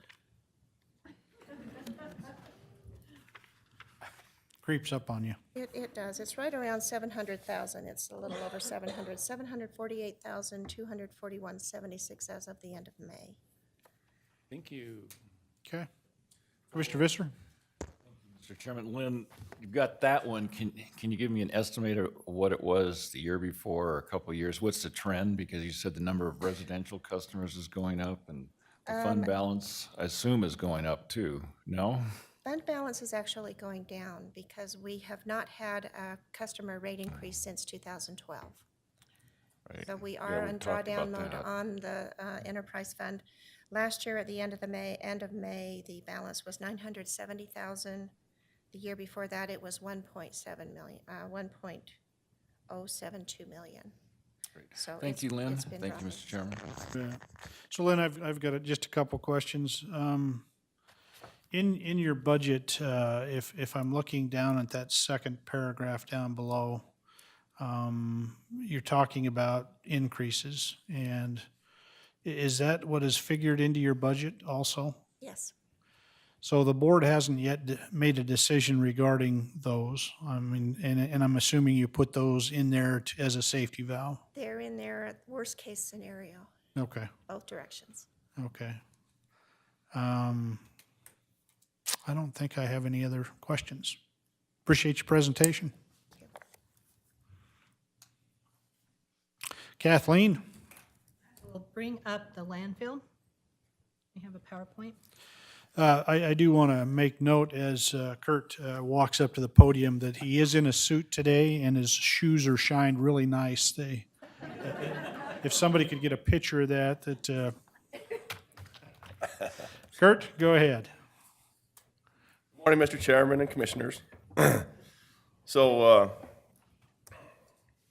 2018 was a pretty big year for the landfill. We had the closure of the Hidden Hollow cell. That original cell, developed in 1972, accepted the last load of waste this last fiscal year. The final cap for it is going to be completed this year. The cell will require consistent monitoring and maintenance for at least 30 years. We also had the expansion of the NRC. That phase 3 of the NRC began this year. And the project is nearly $12 million. will continue through 2019. And that's funded through our Department 53 Fund 117, which is set up specifically for the closure. Our landfill gas is a usable resource. So our landfill gas to energy program began in 2005.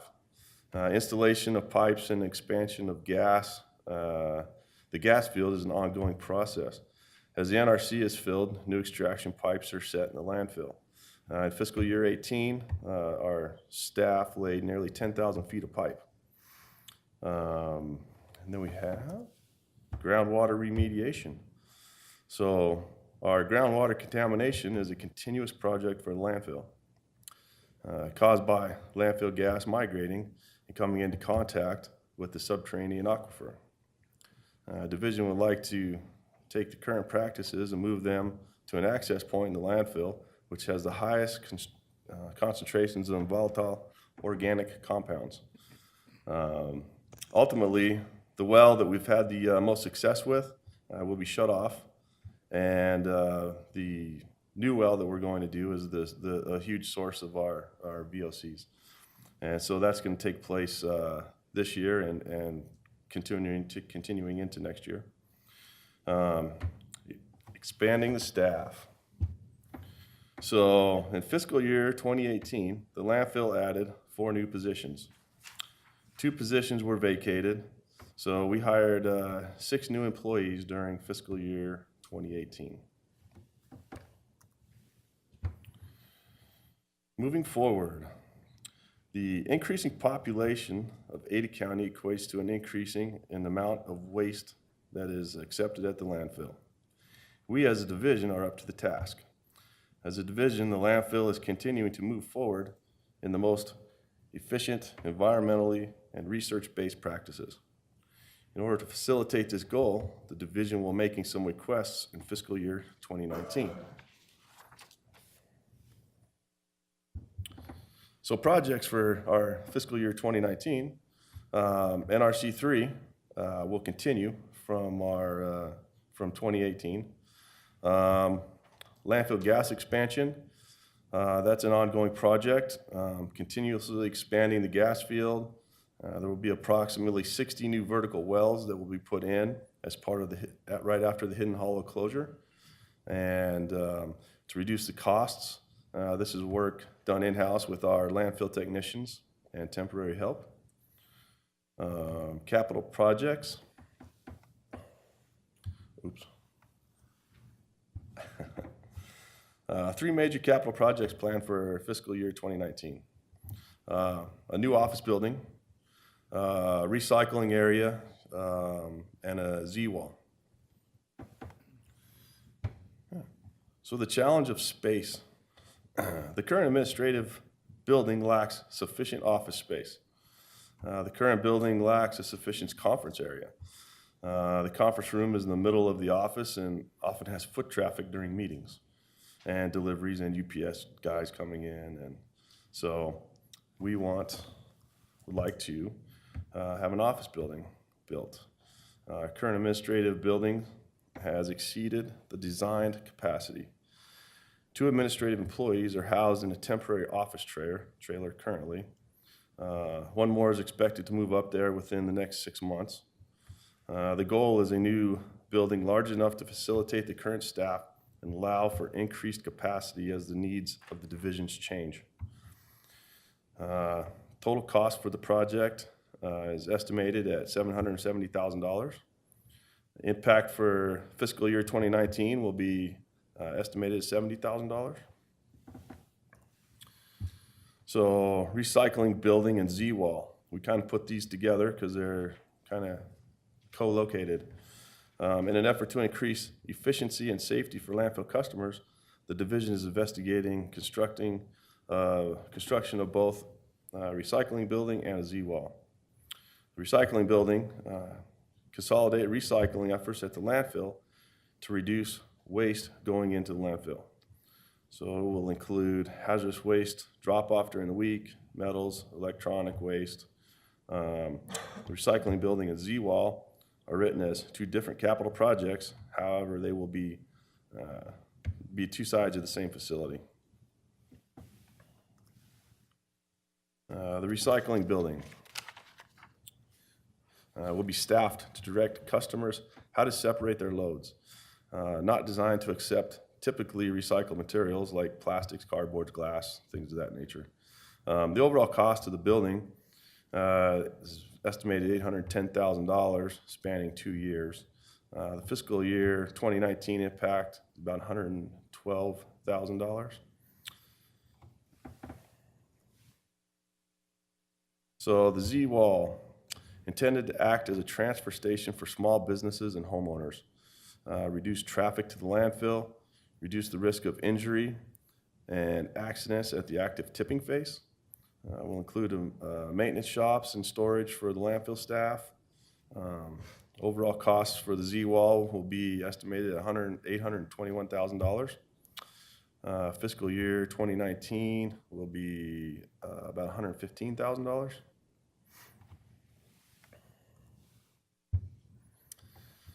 So in the interest of the division, for several years, the landfill has been operating under the operations department.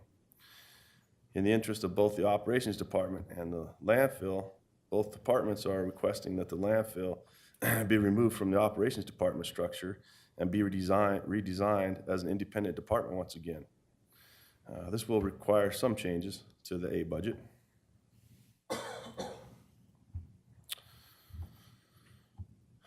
So the request from solid waste to reestablish as an independent department, once again, is the primary focus for some of the changes we see within the A budget. So the department will need a director who will need to maintain the deputy director position in order to function efficiently. Implementation of the tiered level system for different job classes to retain highly trained, skilled, and competent staff. And in addition to the adjustments, the division will request that the construction manager position be moved under operations. Solid waste does not require a construction manager. As with operations employees, the division would anticipate being billed for any time the construction manager spends on landfill projects. The A budget, with the proposed changes, will increase the budget $51,000 for fiscal year 2019. So our tiered systems. The landfill operates with a staff of 18, 6 of whom are part-time employees. The staff size makes advancement and promotion difficult. During fiscal year 2018, administration worked with human resources to implement a tiered system for one group of employees, the landfill technicians. After speaking with and gaining better understanding of how the scale house operates, the question of a similar system was raised for those employees.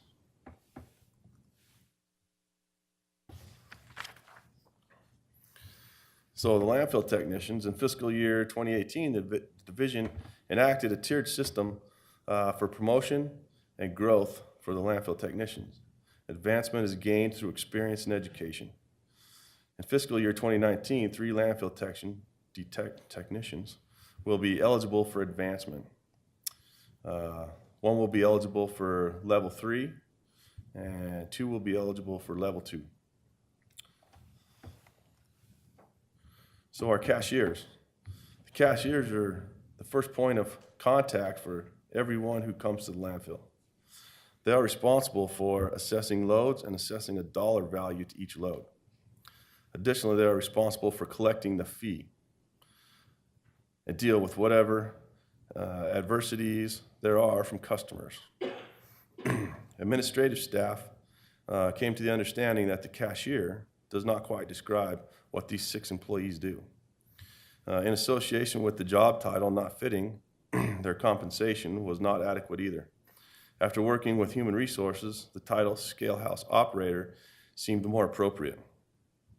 With the title of scalehouse operator, a tiered system is being investigated. The tier will be achieved through years of service. In fiscal year 2019, the division is anticipating revenue of $15,437,530. With the proposed changes to the solid waste budget, personnel budget, the division is anticipating $1,242,887 for the A budget. With all of the capital improvement projects, the division is anticipating $17,183,061 for the B budget. For the entire budget for fiscal year 2019, the division is anticipating a total budget for solid waste will be $18,425,148. This exceeds projected revenue for fiscal year 2019 by $2,958,993. The enterprise fund is going to cover this. This is a placeholder we have for generators in case we want to do something. So, in conclusion, the Solid Waste Management Division is committed to the effective and sustainable disposal of municipal solid waste for Ada County residents.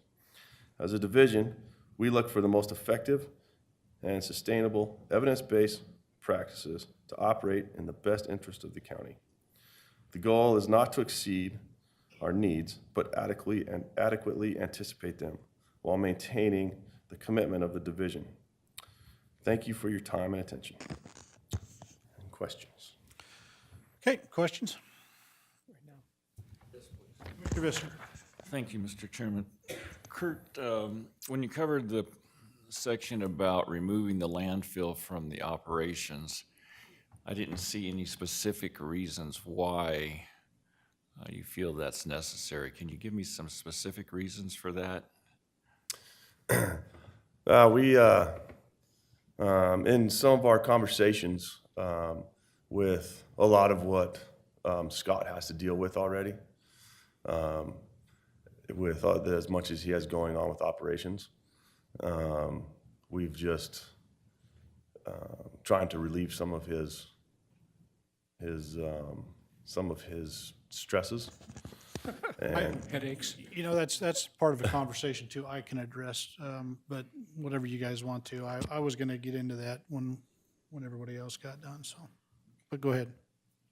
Scott, got something to say? Mr. Chairman, Commissioners, if I may, there's a lot of money that goes through the landfill that really needs to be addressed, looked at where it's going. There's a lot of regulations, there's a lot of oversight, there's a lot of regulatory things that need to really be watched and have someone overall that, looking at everything. Where's it going? Where's it coming from? What are we doing with it? Between the federal government, local IDEQ and health departments, there is a lot of oversight and a lot of regulation. And I personally believe that it deserves its own director to keep an eye on all that's going on up there. Is why I've talked to Kurt. I know I've had a conversation with Chairman Case on the same thing, and Commissioner Tibbs. I'm sorry I didn't get a chance to discuss this with you ahead of time. I apologize for that. But that's my feelings and why. But I do believe it deserves its own director. That's a clear black and white answer, and then Chairman Case would like to add anything, please do so. Mr. Chairman, I do have a question.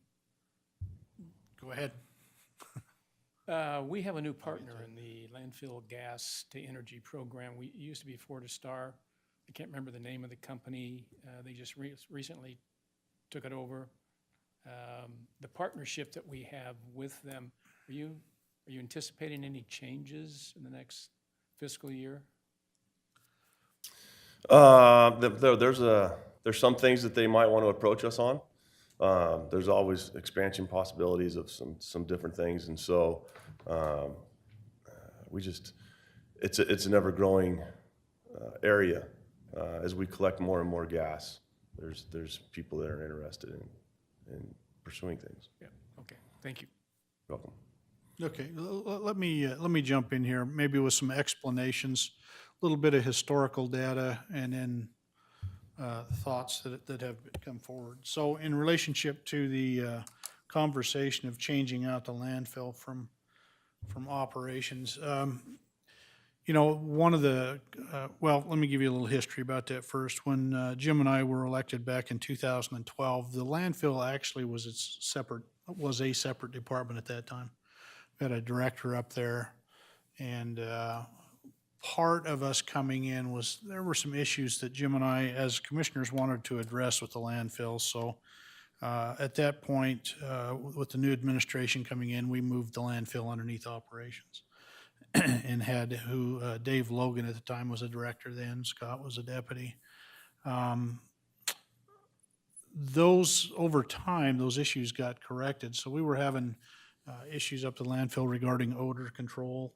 The water, the underground water is always an issue that we have to keep track on. Since that time, and we've gotten Kurt in there as the deputy handling things, I feel he's very knowledgeable in what he's doing and has a great concept of what the operations, or what the operations of the landfill needs, since he has worked his way up through the different levels to get where he's at today. He's got a lot of knowledge about stuff, landfill stuff. So over the course of the years, and with Scott being pretty much, as our county grows and he gets more projects, there's been some discussion about, can we or should we move the landfill? So during the course of putting together these presentations, I asked both of them to include that as part of a discussion topic for the board to consider. So that's kind of where it got. It's more of a workload issue with operations, because what they specialize in, and the fact that the landfill is its own specialty, it's kind of its own living, breathing animal, so to speak, up there. Personally, I think it's a good idea. I think it needs to be done. And the other second part of that is the clunkiness of how it is right now. Jim's the liaison to operations. Scott is Kurt's boss, and I'm the liaison to Kurt. So it tends to create a little bit of clunkiness there when it comes to trying to get direction on, what should go on, and I think that will fix that too. The question, so I hope that answered your question. Clunky junky is something we don't need. Okay. But that fits with county government. Right.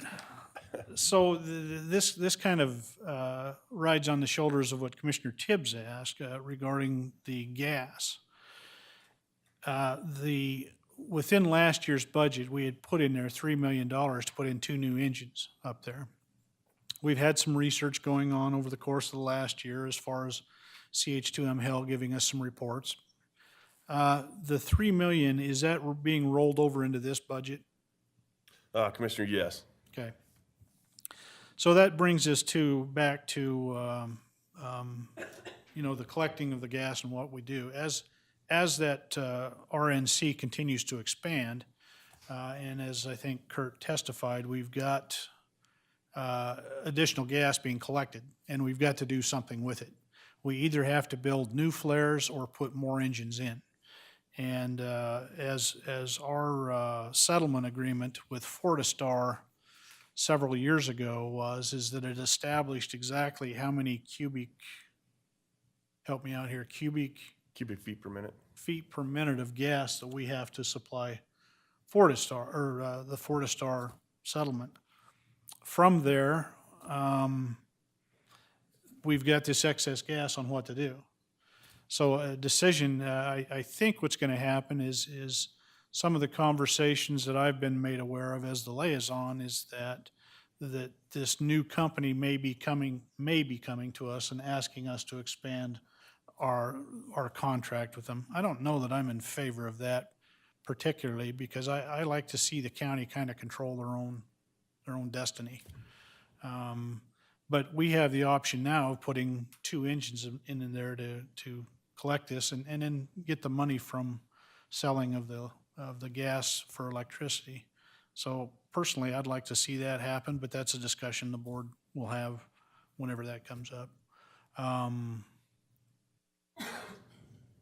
Your Z-wall, I kind of wanted you to explain a little bit more, because realistically, just hearing the term Z-wall doesn't really mean anything to me.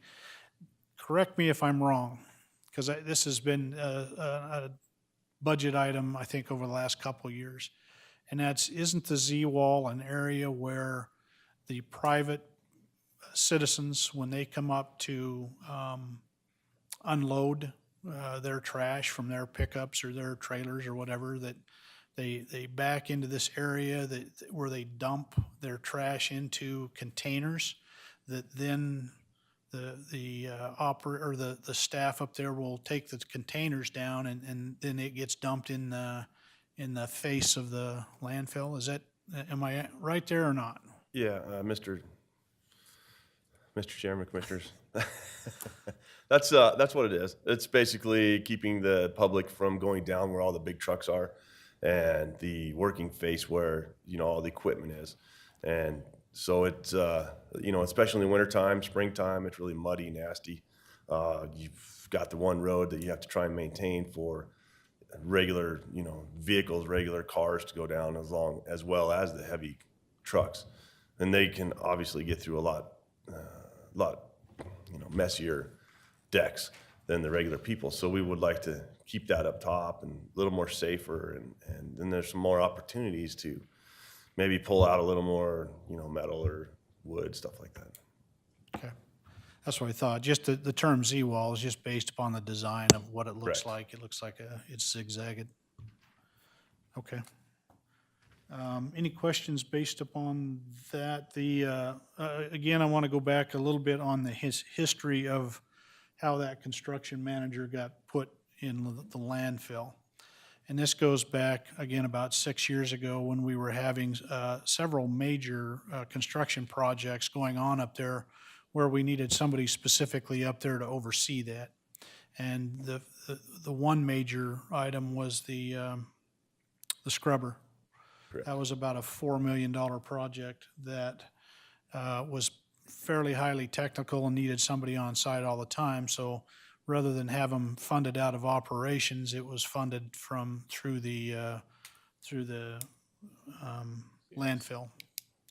And that to me, that's just getting things back to where they belong.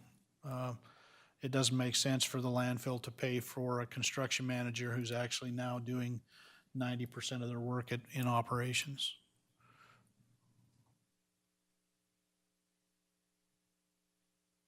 One final comment, and again, I say these because being the liaison with the landfill, I've had a lot of discussions with Kurt about his budget and all that. The tiered system is something is not just with the landfill, but we as a board historically have tried to get our departments to institute, because we were trying to get away from all these mid-year raises and increases. And what it was basically we wanted, for more or less what I refer to as a career ladder. We asked the departments and the elected officials for their areas to develop some type of a career ladder so that when somebody went to work in an entry-level position, they could see and they knew what steps they needed to take to get raises and get promotions, instead of having a department head or an elected official come to us and say, well, they're doing a really great job, we want to give them a raise. Well, that really didn't give us much to go on, so it was more or less just establishing, again, justification for raises and what they've done in order to get to those points. So I had asked, I think when Kurt first was put in his position, to start looking at something regarding a tiered system for his career or for his employees. Any questions? Mr. Chairman? Yes. Just a comment. I want to thank Kurt for stepping up. He was kind of thrown into this position suddenly due to a sudden retirement. And you have taken care of the landfill very well. It hasn't skipped a beat. Thank you very much. Thank you. Okay, I think you're off the hook. You can run while you can. And that's really a nice suit. Yeah. Yeah. You clean up pretty good there, Kurt. We're going to go back over to Kathleen. Thank you, Mr. Chairman. One more budget before lunch. Emergency Management, headed by Director Doug Hardman, is a local intergovernmental agency that's responsible for disaster mitigation, preparedness, response, and recovery activities in Ada County, with a primary goal to protect lives and property. The department is under the administration of the county and receives jurisdictional input and recommendations from an executive council established pursuant to a joint powers agreement among the 6 cities and the highway district within Ada County. In front of you is Emergency Management. They are a self-supported fund. Revenue equals expense. Budget for FY19 submitted at $569,258, an increase of $445. Operating budget is $80,740,000. Personnel budget $488,518. And I'd like to turn it over to Doug Hardman now. Thank you. Thank you, Kathleen. Doug, come on up. Mr. Chairman, Commissioners, thank you very much for the opportunity to present the budget. And I'm happy to announce in my office, we have no excess gas. So you don't need to worry about that one. We don't need any generators. I think we already have generators, but. Anyway, good morning. Keep your day job, Doug. Idaho code requires every county in the state of Idaho to have a disaster services office. We provide disaster mitigation, preparedness, response, and recovery. We're a 5-person office located out at the Public Safety Building. Some of our accomplishments, if you all recall, I'm sure you haven't forgotten, about a year ago today, we were at about 9,200 cubic feet per second on the Boise River. We had one of the worst snowstorms on record, which ended up melting. Then we flooded. We were at flood stage for 101 days. That required the Emergency Operations Center to be activated for approximately 4 months. We had daily and weekly meetings of approximately 40 people representing 20 different agencies on almost a daily basis. From that, we also received a presidential declaration, both Ada and Canyon County, and my office is still working through that paperwork process to recover some of those funds.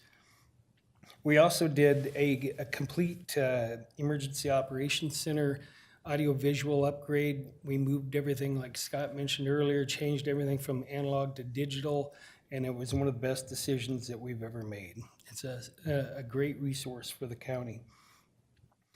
Over the last, since the flooding, we've been using our time to update our emergency plans, including our flood plan, our emergency operations plan, hazmat plan, wildfire plan, and we also now have a continuity of operation plan for each one of the departments and elected offices in Ada County. And many of you are aware of the extensive training and education program that we have and the exercises that we work on. Our most current emphasis is on multi-hazard planning for schools. We also have been trying to expand our social media program through community outreach.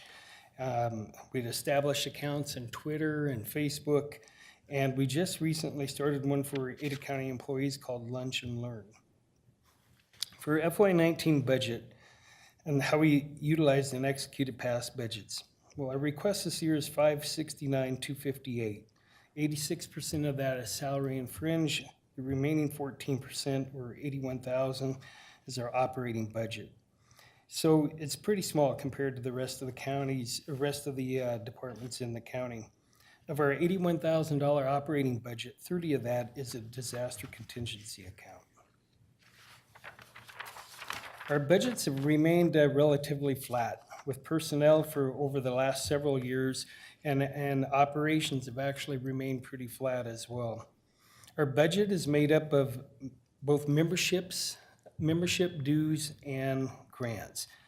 Our membership dues come from joint powers in agreement with the cities and the highway district, and to provide emergency management services.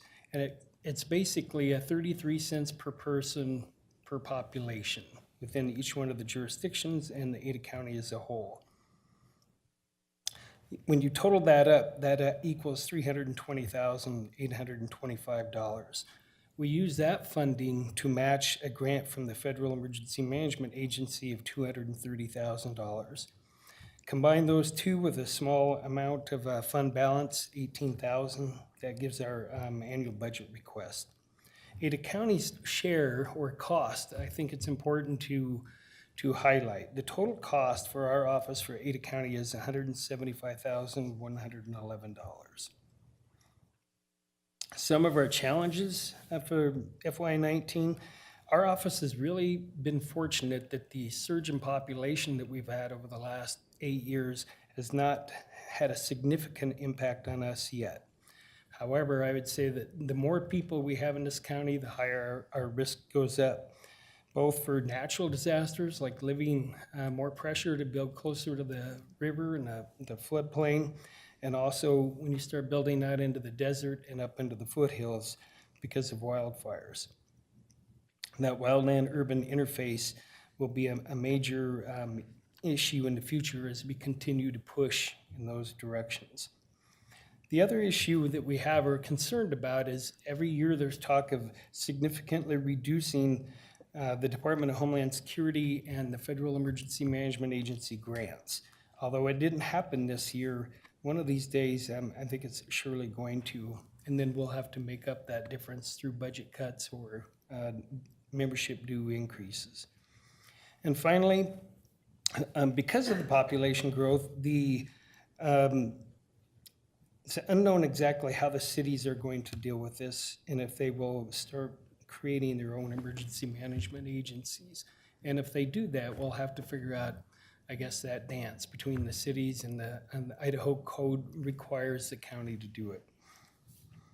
But other than that, those are things that are in the future. They're not impacting us right now. Again, our budget is pretty much flat. I have no supplemental requests for personnel, for operating funds, or for capital improvement. We do have a fund balance of approximately $400,000 that I hope will go up another $67,000 in the next few months. That's the amount my office is looking at being reimbursed by the presidential declaration.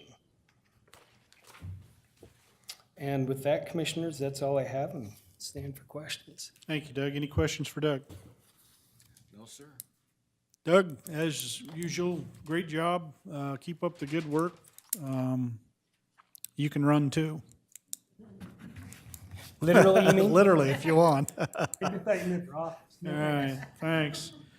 Well, folks, before our recess, just to let you know what's coming up this afternoon, we have the Sheriff's Department and the ECF, Emergency Communication, what's the F? Fund, okay, thank you. And then at about 2:15, we've got scheduled the Assessor, Motor Vehicles, and the Ad Valorem. And then at 3 o'clock this afternoon, the Coroner will start her presentation. So that's the outline for this afternoon. Okay, folks, we are back on the record, continuation of our budget presentations. Again, just a little housekeeping item before we get started. If you would, I'll call you up, Kathleen. That way you don't have to keep jumping up and down like a jack in a box. If you'd all reach down and turn off your cell phones or mute them, either way, so we can go through our presentations today. Having said that, again, it's 1:15 in the afternoon, back on the record, all three commissioners present. We're going to kick it over to Kathleen. Thank you, Mr. Chairman, Commissioners. You bet. So this afternoon, we're going to be talking about the Sheriff's Office and Emergency Communications. Sheriff Stephen Bartlett is responsible for the Sheriff's Office and Emergency Communications Fund. The Sheriff's Office is Idaho's largest law enforcement organization, which works every day to ensure Ada County is a safe place to live, work, and play. The Sheriff's Office is broken into 5 bureaus: police, jail, court, administrative, and emergency communications. The Jail Services Bureau manages the Ada County Jail, Idaho's largest and most secure jail facility, which has an inmate capacity of 1,217. The Bureau is composed of 160 sworn deputies and 64 full-time professional employees. Most inmates are housed in a dorm setting, with higher risk inmates placed in more secure closed custody units. The jail has a fully functional medical clinic staffed by licensed healthcare workers, an inmate staffed kitchen, and laundry facilities. The Court Services Bureau has 36 sworn deputies and 58 full-time professional employees and runs a variety of public safety programs in concert with the Jail Services Bureau, including alternate sentencing, misdemeanor probation, pretrial services, and inmate transport. The employee training and civil services units are also part of the Court Services Bureau. The Police Services Bureau has 135 commissioned deputies and supervisors who provide direct police support to the unincorporated areas of Ada County and the cities of Cuna, Star, and Eagle. Deputies protect 1,164 square miles of land and patrol more than 2,124 miles of roads in Ada County. Also included are persons and property crime detectives, narcotics officers, and school resource officers, and specialty units like K-9, SWAT, and Marine Patrol. The Administrative Services Bureau has 116 full-time professional employees and includes human resources, finance, property and evidence, planning and research, and the victims' witness units. The Bureau also runs the Ada County Sheriff's Office records, public information, and driver's license offices, and manages the vehicle repair shop. The Emergency Communications Bureau has 82 full-time professional employees and runs Ada County's state-of-the-art 911 emergency dispatch center. Dispatchers handle all public calls for service and coordinate all police, fire, and emergency medical service movement within Ada County. Dispatchers took 403,771 total calls in 2017. 137,722 were 911 calls, and 264,611 were non-emergency dispatch calls. The Emergency Communication Fund accounts for the initiation, maintenance, and enhancement of Ada County's consolidated emergency 911 communication system. Each citizen pays a monthly dollar fee for each phone line they have, which provides funding for Ada County's consolidated 911 emergency dispatch system. Ada County voters have approved the fee, and the fund pays for 12 full-time employees. In front of you is the Sheriff's Department's budget. Their department within the current expense fund. Budget for FY19 is submitted at $73,325,477, an increase of $7,139,809, operating budget of $10,614,817, personnel budget of $62,710,630. The changes are listed below, and this does include the contract cities and supplemental requests of $5,576,280. Also, we have emergency communications. They are a self-supported fund. Show you the budget here. It's revenue equaling expense budget for FY19, $9,314,895, an increase of $1,744,591. Operating budget of $8,199,719. Personnel budget of $1,115,176. I'd like to go ahead and turn it over to Sheriff Bartlett. Okay, Sheriff, a couple things before you get started. Come on up. If you would pull that mic down. We are streaming this live, so you want to project yourself. I don't think you have a problem being able to project your voice out there. So whenever you're ready, the floor is yours. Well, thank you so much. Can you hear me with that pulled down? Yes. Thank you, Kathleen. Appreciate all your work that you've put into this budget process and working with our office. Good afternoon, Mr. Chairman, County Commissioners, employees, member of the public. Prioritizing our needs and creating the budget each year is a demanding process, but is one that we look forward to because it allows us to explain how we are using the resources in the most fiscally responsible way. Our goal is to meet the needs of our customers while providing the highest level of public safety. We are proud of how we accomplish this. In your letter dated March 12th, you outlined your expectations of us during the budget process, letting us know your commitment to supporting the long-term strategies needed to move our county forward. As you, the Board of County Commissioners, and our department heads know, our county's population has grown dramatically over the last 7 years. More people living in the same amount of space increases the burden on our system and our resources. Today's presentation will walk you through those requests that will allow us to meet the current and ongoing needs, allowing us to provide the highest level of service to our community and uphold our mission to make safer places to live, work, and play. I would first like to recognize our staff here today who have worked tirelessly on making this presentation possible, especially Miss Ann that's with me today, that's put up with all of my grief over the last few months. Also, I appreciate all of our employees who have taken a personal interest in our future and are here to show their support for this important process.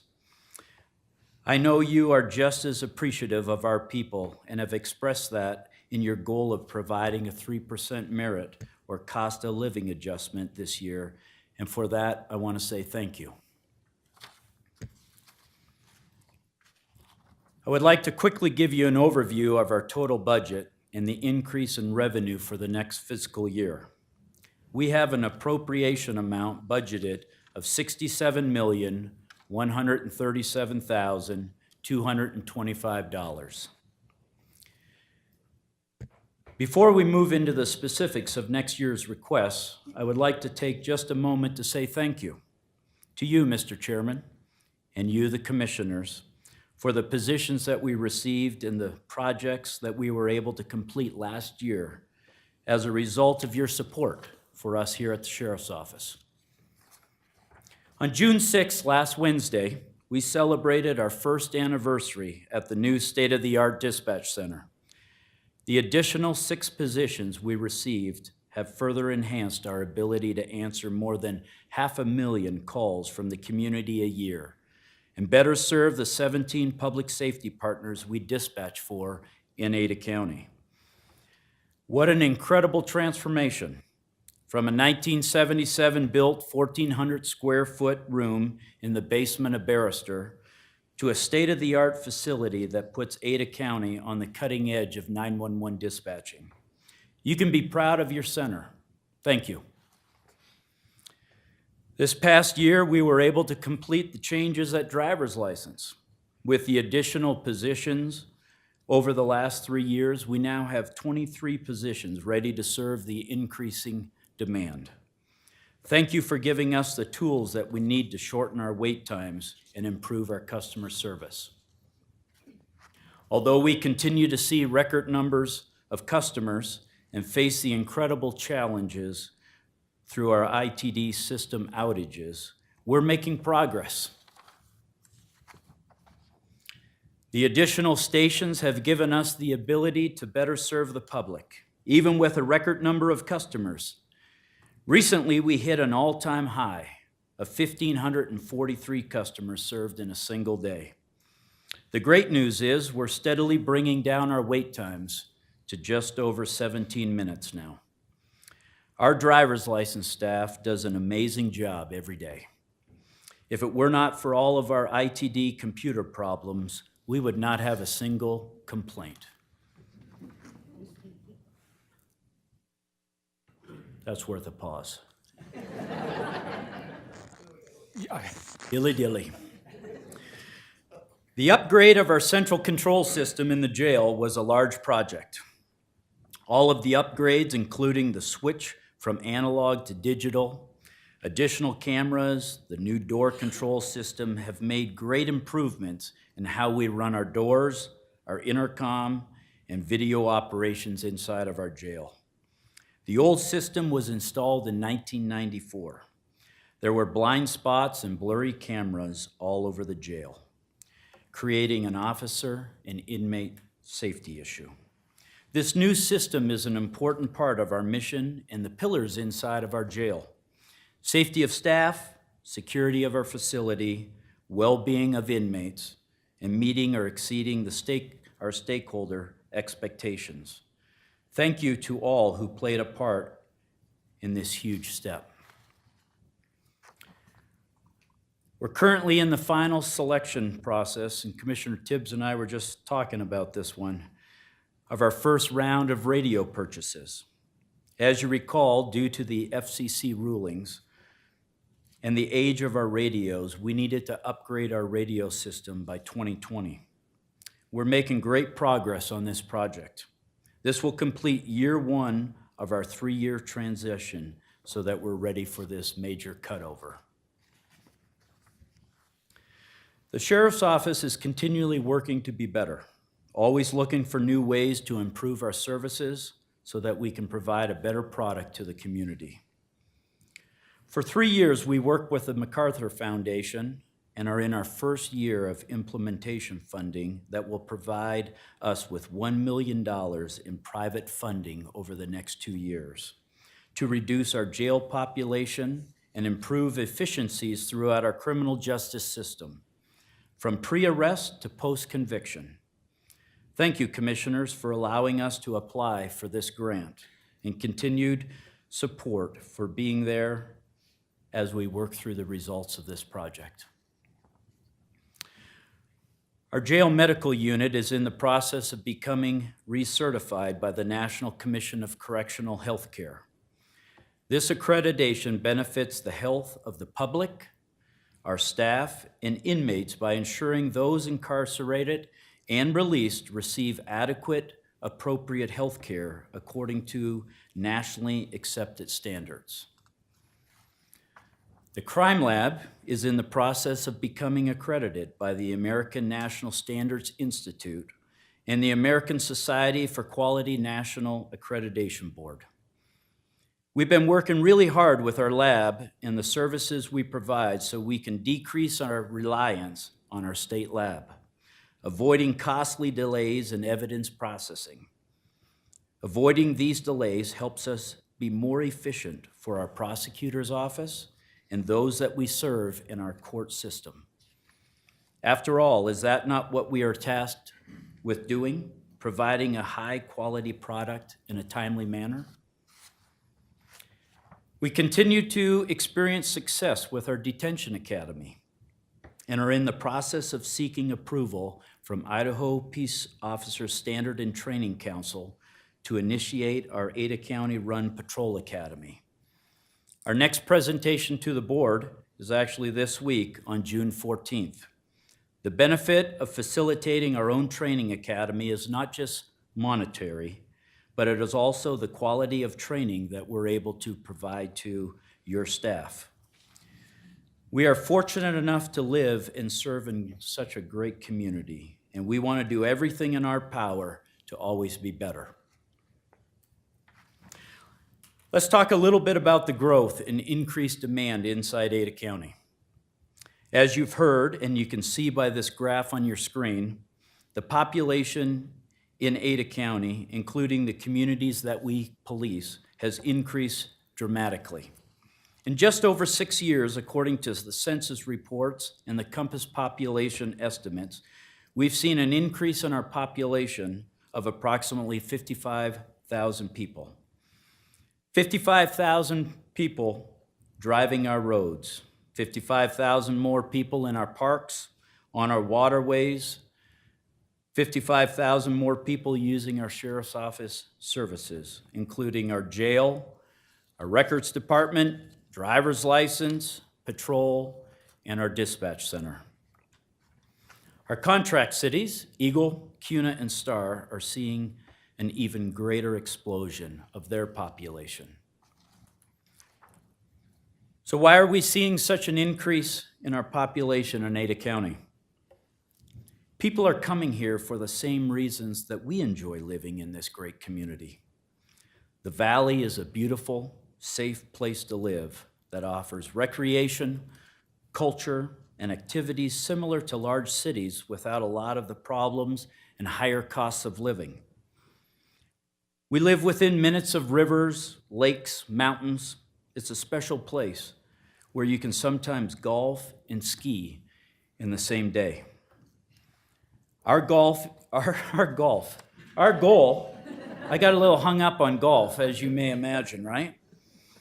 Our goal is to ensure that we keep it a safe place for you to live, work, and play.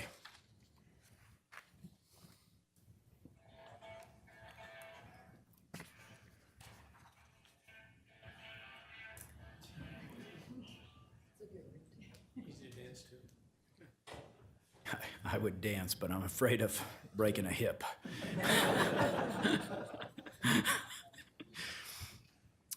Safety is of great concern to those moving to our area, and we do have one of the lowest crime rates in the nation compared to many other cities of similar size.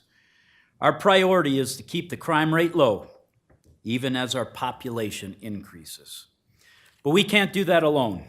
We need your help with this year's budget to ensure that safety is maintained. Idaho law states that the sheriff has a legal duty to preserve the peace and enforce the law. We're tasked in putting people in jail who need to be there and maintain a safe, secure facility that meets the specific standards. We patrol the roads and investigate crimes. It's also the sheriff's responsibility to issue driver's licenses and serve civil process. These are functions we must provide by law. How well we manage them and the experience we're able to give the community we serve depends on staffing and the resources, which is why your support is so critical this year. Let's spend a little bit of time talking about our supplemental requests. We've taken a hard look at what the needs are going to be in order for us to take care of our citizens the way that you, county commissioners, expect us to, while meeting the high standard we hold ourselves to every day.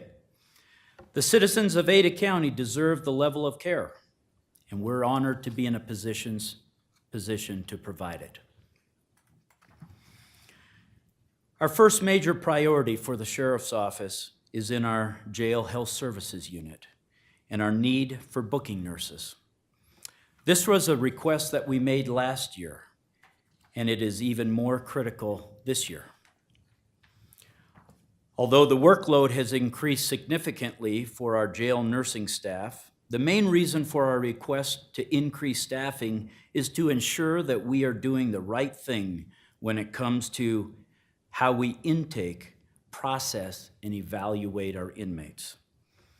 You can see on the slide the jump in the number of required medications that our nurses are administering to our inmates. The medical staff is also completing medical exams, providing first aid, and monitoring patients at an alarming increasing rate. According to the National Commission on Correctional Health Care, it is strongly recommended where health professionals are available that they be the ones who conduct the initial health care screenings of an inmate during intake and booking. As good as our Ada County jail deputies are about doing their job and reducing risk, we fall short in this area because we're not able to follow these recommendations. Our health service administrator, Kate Pape, strongly recommends this initial screening process and addition of nurses into our booking intake process. There's a growing number of lawsuits across the country stemming from medical issues in correctional facilities.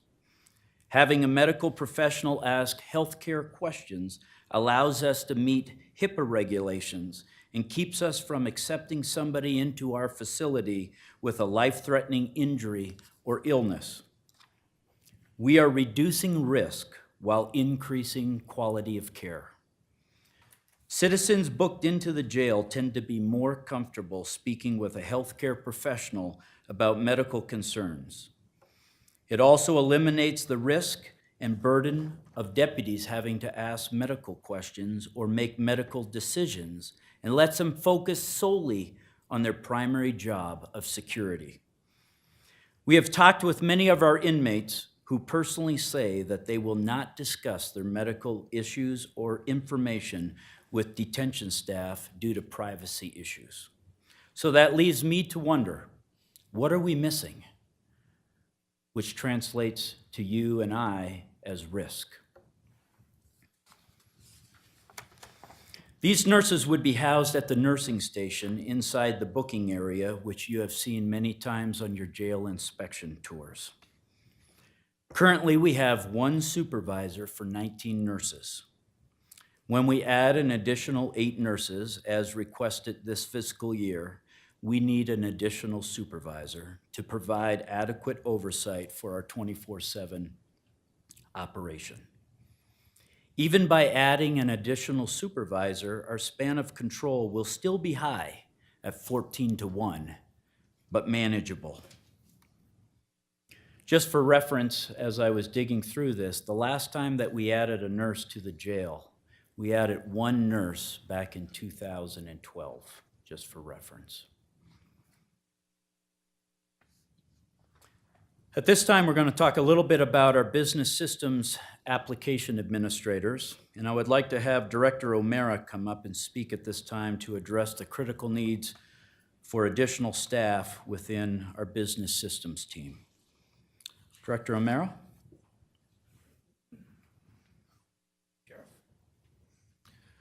Okay, Mr. Chairman, Commissioners, pleasure to be speaking in front of you again today.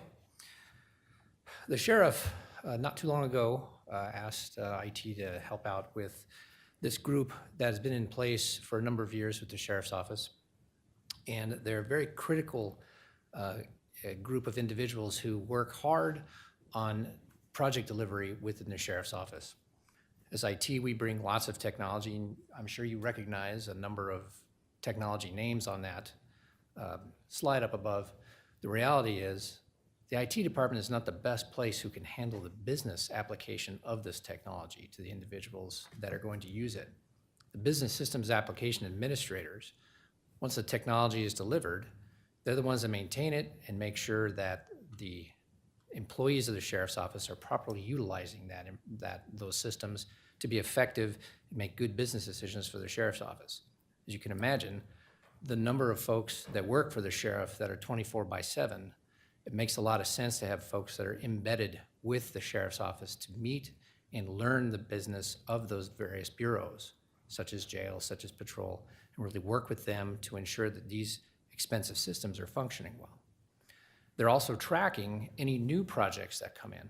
Right now, that's a 84 project number on there. I believe that number has swelled. I think we're over 90 at this point. As an egress mechanism for the sheriff's office and its technology, business systems sits and meets with the individuals in the sheriff's office who need something new. They learn what the business is that's driving this need.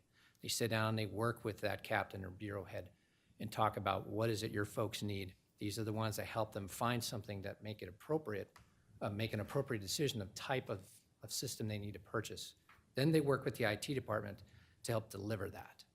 The IT department itself can't do that for the sheriff's office because of the detail and the level of business that happens at the sheriff's office. It is such a large customer, it really needs to do this on its own. Their current group is looking to add 2 additional heads to this, 2 additional administrators. If you were to step into this conference room today and look at their board, it is covered with all the projects that they're currently tracking.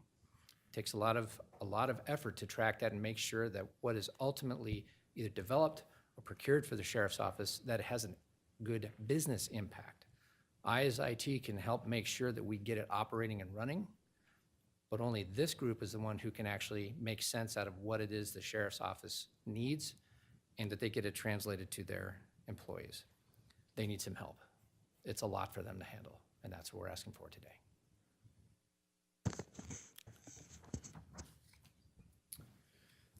Thank you, Director.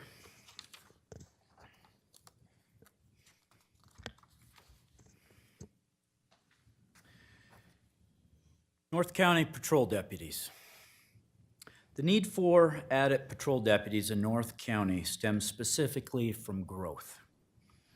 Just last week, I had the opportunity to attend ACHD Commission meeting with you, the Commissioners, and we heard from ACHD Director Wong about the increased growth in our county and how the bulk of it falls all in the northwest portion of the county. As you can see on the screen and have heard from our citizens, our response times and coverage could be better. Currently, there are only 5 deputies and 1 sergeant per team assigned to patrol the entire unincorporated area of North County in a 24-hour period. This means that there are times when there is only 1 to 2 deputies on at a time. It's taking longer for us to respond to those outlying areas. Our goal is an average response time of 5 minutes or less. But right now, our average response time is up to 7 minutes and 20 seconds in the north. This map illustrates the volumes of calls and the distances patrol deputies are traveling in the north now. It takes an incredible amount of time to respond to a call elsewhere in the county if you're working a crash or special assignment up on Bogus Basin Road. As you can see, our deputies patrol in the north 226.3 square miles and 1,300 miles of county road, covering from Bogus Basin to Lucky Peak to Highway 16 and everywhere else in between. And so this is one of those needs that we're looking to provide a better level of service to our customers, as you have received a number of those calls into the commissioner's office for increasing patrol. The addition of 2 deputies in North County Patrol will not fix all of the issues, nor will it allow us to increase our proactive community policing. However, it will help manage our day-to-day calls by increasing patrols in those remote areas of North County, helping citizens feel safer where they live and play. We've been talking for years about our jail population. It is growing. On May 31st of this year, 2018, we reached our all-time high of 1,127 inmates and have routinely been seeing all of our days over 1,100 inmates.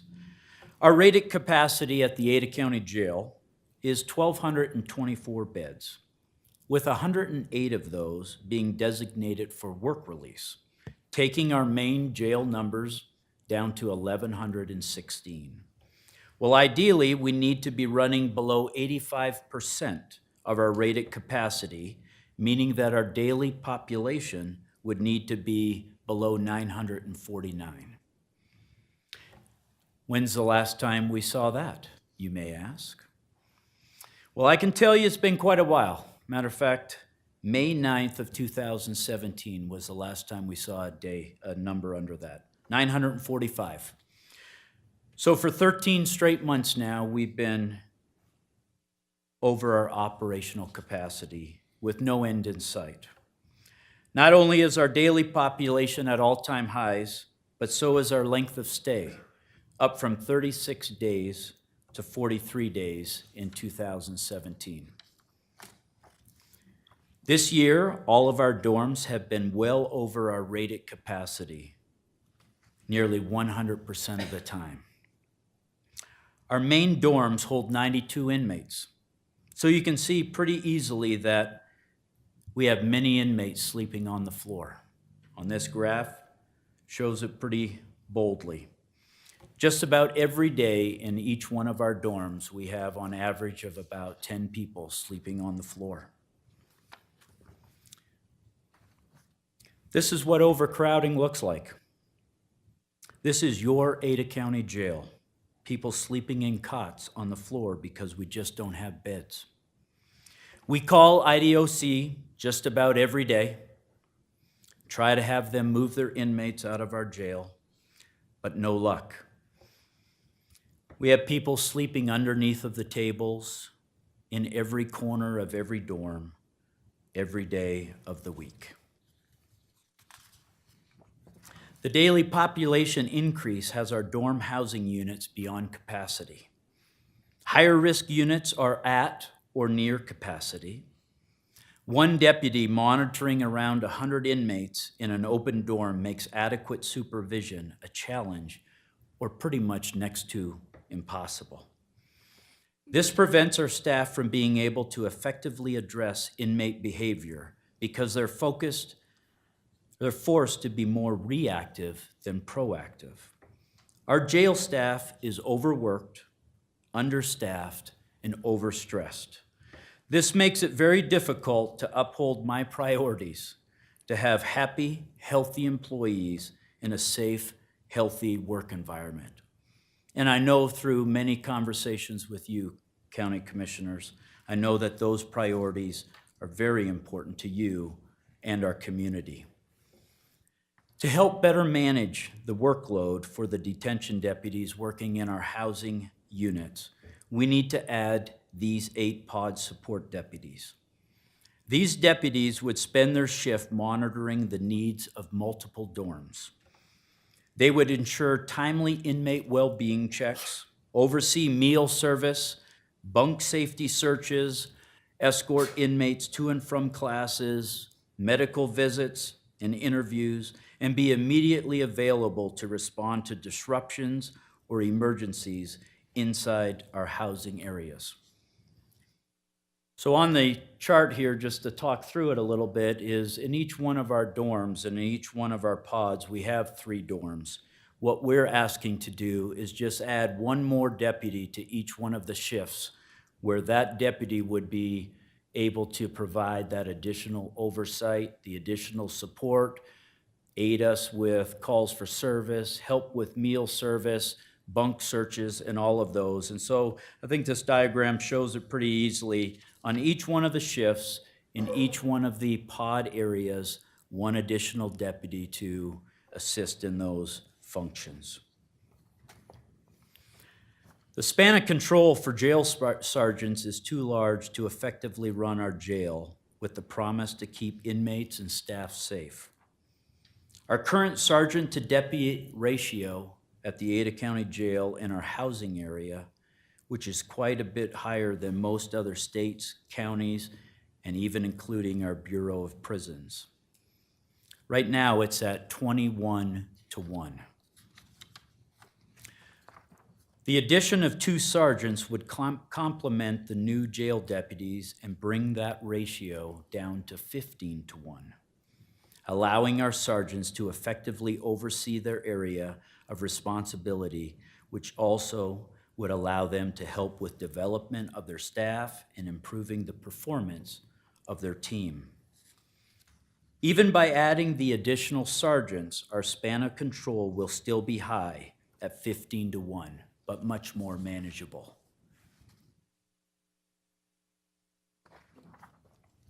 Due to the population numbers, at this time, there are not adequate staffing levels to provide security to healthcare providers so that they can safely see patients. Lack of staff results in the clinic being shut down entirely at times. Without additional clinic support, healthcare providers are either unable to use satellite exam rooms or staff is pulled from our housing units. We propose adding 2 more deputies who would be assigned to the clinic and be responsible for escorting and providing security for our medical staff. This would allow them to move patients and move around our jail facility to provide better health care outcomes, reduce inmate complaints, and also reduce legal action. As I mentioned a little bit earlier, we've experienced 89% increase in our medical-related tasks and a 43% increase in our medical and medication passing. We have to feed our growing population. The jail kitchen does not have a dedicated deputy assigned to it. Right now, 2 professional staff food service officers supervise 20 inmate workers per shift to produce over 3,000 meals a day.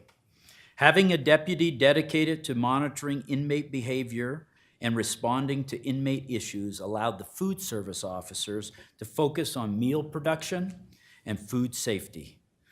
Along with a safer workspace, inmate behavior accountability is more easily managed. Our kitchen is a major production with a lot of moving parts. Knives, boiling water, large pots and pans. Security is critical.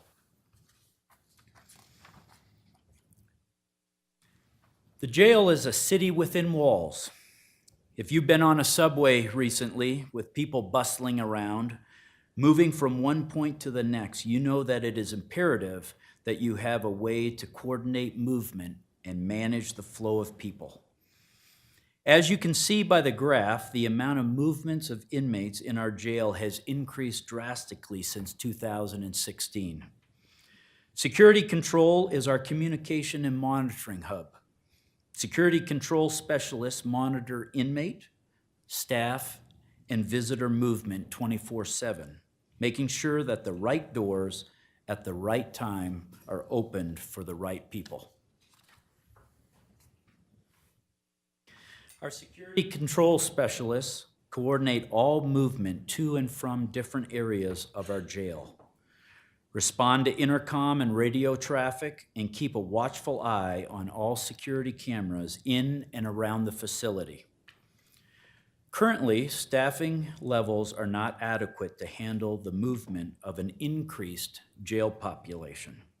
Additional staff will allow for security control to remain open longer during the day and provide us with a second person during the busiest times to help track inmate movement. Central Control utilizes 3 radio channels for internal communication, acting as an internal dispatch center, monitoring radio traffic and alerting our deputies to respond to a specific area as needed. Safety and security are pillars in the jail. 33% increase in inmate movement from 2016 to 2018 requires us to pay a little more attention to these very important issues.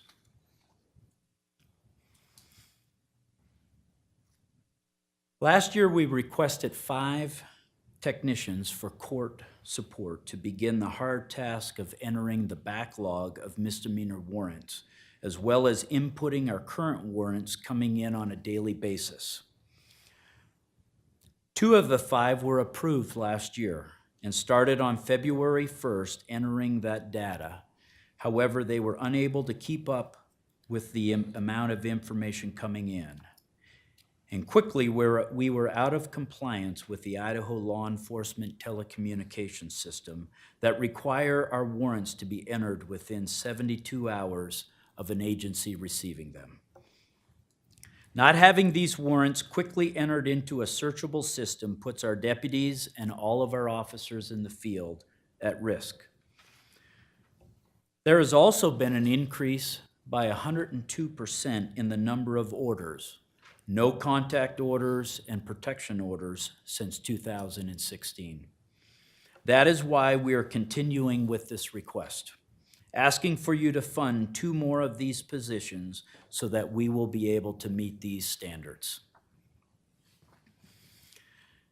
Our Victim Services Unit currently has 4 full-time victim witness coordinators providing services to victims of crime investigated by the Sheriff's Office. In 2017, the unit assisted in more than 538 cases, resulting in a 34% increase in assistance of these cases prosecuted by the Ada County Prosecutor's Office. This increase added to the amount of hours a coordinator spent in court. Many days there are so many cases that are being handled, the victim witness coordinators were unable to be in each one of the courtrooms to support each of the victims. Adding another coordinator would ensure timely accessibility for services to our victims of crime. The increased jail population has had a significant impact on our transport team. The number of transports continued to increase again this year. We provided a staggering 20,012 transports in 2017. And we're already tracking to be at 20,560 in 2018. Although video court has helped reduce our transport numbers, 945 fewer transports in 2017, it still requires deputies to safely move inmates within the jail to accommodate that. A dedicated video court deputy would eliminate the need for us to pull one of our transport or jail deputies from their normal duties. The recent addition of a fifth problem-solving court has increased the workload beyond what a single deputy can effectively handle. In order to meet the needs of the courts and better serve those attending, a second deputy is now required. Since October 1st of 2017, Transports has needed an average of 3.4 additional deputies per day in order to meet transport requirements. Those 3.4 deputies, along with the extended hours by transport deputies, accounts for, on average, 46.5 added work hours every day for your sheriff's office.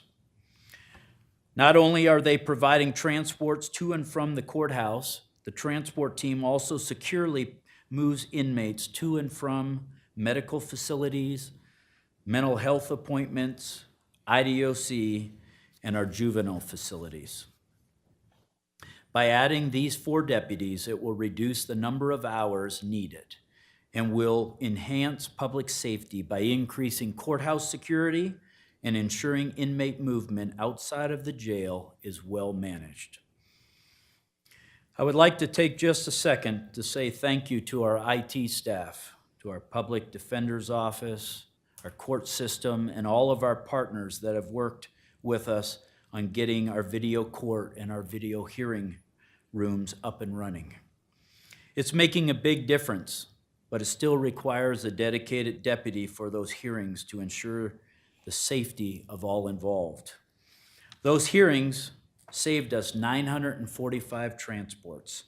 Without those, we would have been almost at 11,000, 21,000 in transport. So huge savings by doing those. We've been talking all year with you commissioners about our training division and the need for additional staff. The Sheriff's Office strives to not only provide the best and most updated training to our staff, but also to be a leader and an example in law enforcement training. Current staffing numbers are not sufficient to achieve that goal. The added positions would ensure overall training consistency and standards of curriculum, instructor consistency, appropriate training documentation and records, increased availability and frequency of training to keep our instructor costs to a minimum. I'm proud of what our training division has been able to accomplish. So far, we've held 5 detention academies and graduated 47 deputies out of our in-house academy. We're currently working with Post to get approved to hold our own patrol academy, and we'll know on the 14th. Although we save money holding our own academies, the greatest benefit is the quality of training that we're able to now provide. We need an additional jail training deputy for block trainings and our detention academy, as well as a patrol training deputy for block training and our patrol academy, an in-service and a training sergeant to oversee the overall operation.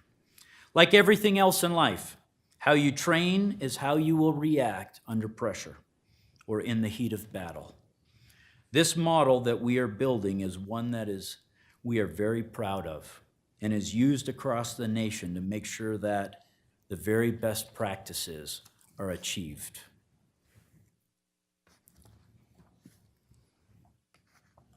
I'd like to move on to our crime lab and the need for a forensic quality control manager. Many of you are aware that for several years we have been increasing the disciplines that we provide and offer in our lab. This is all part of our mission and responsibility, better service to our citizens. The forensic lab is working to incorporate additional services and has met with the prosecutor's office as well as the coroner's office to foster forensic growth that serves the needs of this county. With the expanding services and an increased caseload, an additional person is needed in order to continue to expedite casework, expand forensic services, and continue to meet accredited and accreditation requirements. These services are offered in a third of the time experienced by other forensic labs in the state. In addition to quick turnaround times, which facilitates and investigative leads to keep our community safer, the Sheriff's Office lab provides services not offered by other forensic labs in our state. This chart clearly demonstrates the quantity of work that we're taking on and the quick turnaround times versus our ISP lab. In order to meet these demands and ensure quality control, we're requesting a forensic quality control manager. This position will monitor and control our lab's forensic quality assurance program in order to maintain accreditation, improve efficiencies, and protect the integrity of all of our analysis, giving us the ability to move towards also being a DNA accredited lab. With a 21.3 increase in our cases, this new position allows us to keep up with the demand and growth of Ada County. We've been talking a lot about overtime this last year. We worked very diligently to attempt to keep overtime costs down. But there are many things that are outside of our control. For several years, you've asked us to maintain a flat overtime budget. Just a couple of weeks ago, Commissioner Visser, you asked what those numbers look like over the past few years. We have consistently budgeted approximately $2 million and have consistently spent $3 million. There is no way that we can continue at this rate. As you can see, our budgeted overtime is quite a bit lower than some of our area partners. The additional monies budgeted for overtime will bring us more in line with actual costs. I believe this is doing business in a smart and transparent manner. We will still do everything in our control to mitigate our overtime costs, as we do every day. As you can see, we are on the very, very low end of the ratio of overtime money to staff numbers. This increase of approximately $1.2 million will bring us just up to the 5.3% number. This is still incredibly low. One of the things that I've talked about with you is the nature of law enforcement and the fact that we really can't control what's going to happen on any given day in our business. We never know what the day is going to bring. We can't budget for a flood. We can't budget for a snowstorm, a critical incident, or a major investigation. The creation of a critical incident fund will at least give us a contingency fund that hopefully we don't have to use. These funds will only be used for those unforeseen catastrophic events and critical calls like you see on your screen in front of you, such as major homicides, floods, officer-involved shootings, SWAT call-outs, and events like that.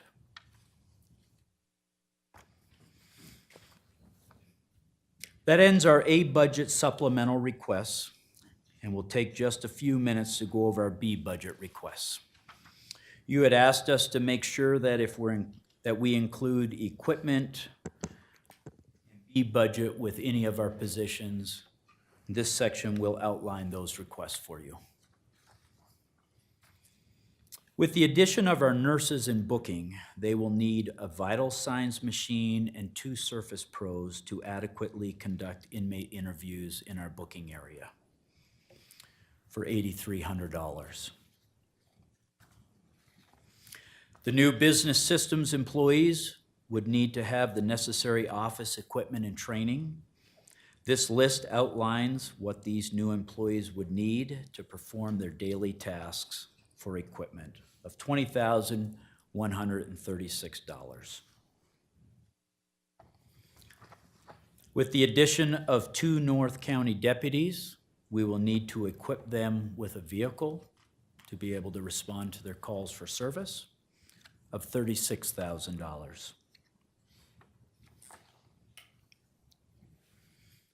The budget for non-indigent medical line needs to be increased to match the increasing inmate hospital costs. This budget has remained flat for the last 8 years.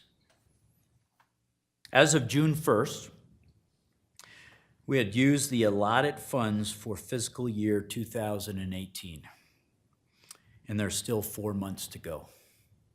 Many factors drive this increase, including increased medical costs and a record inmate population. Additionally, with the recent loss of the case against the Sheriff's Office by St. Alphonsus in the Tellez case, we may be paying more inmate medical claims after the inmate is released from custody if released early. This chart clearly shows the need to increase those funds.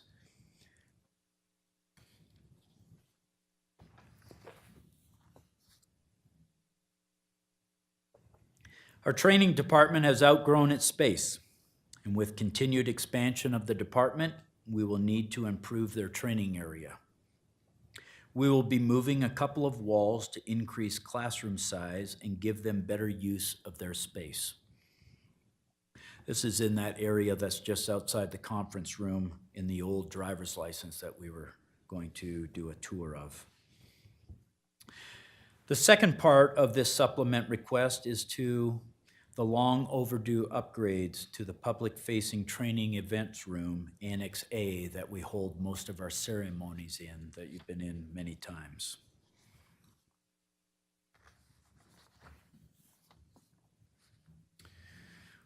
For our IT equipment and enhancements, I would also like to ask Director O'Mara to come back up and just briefly talk about those E-budget requests.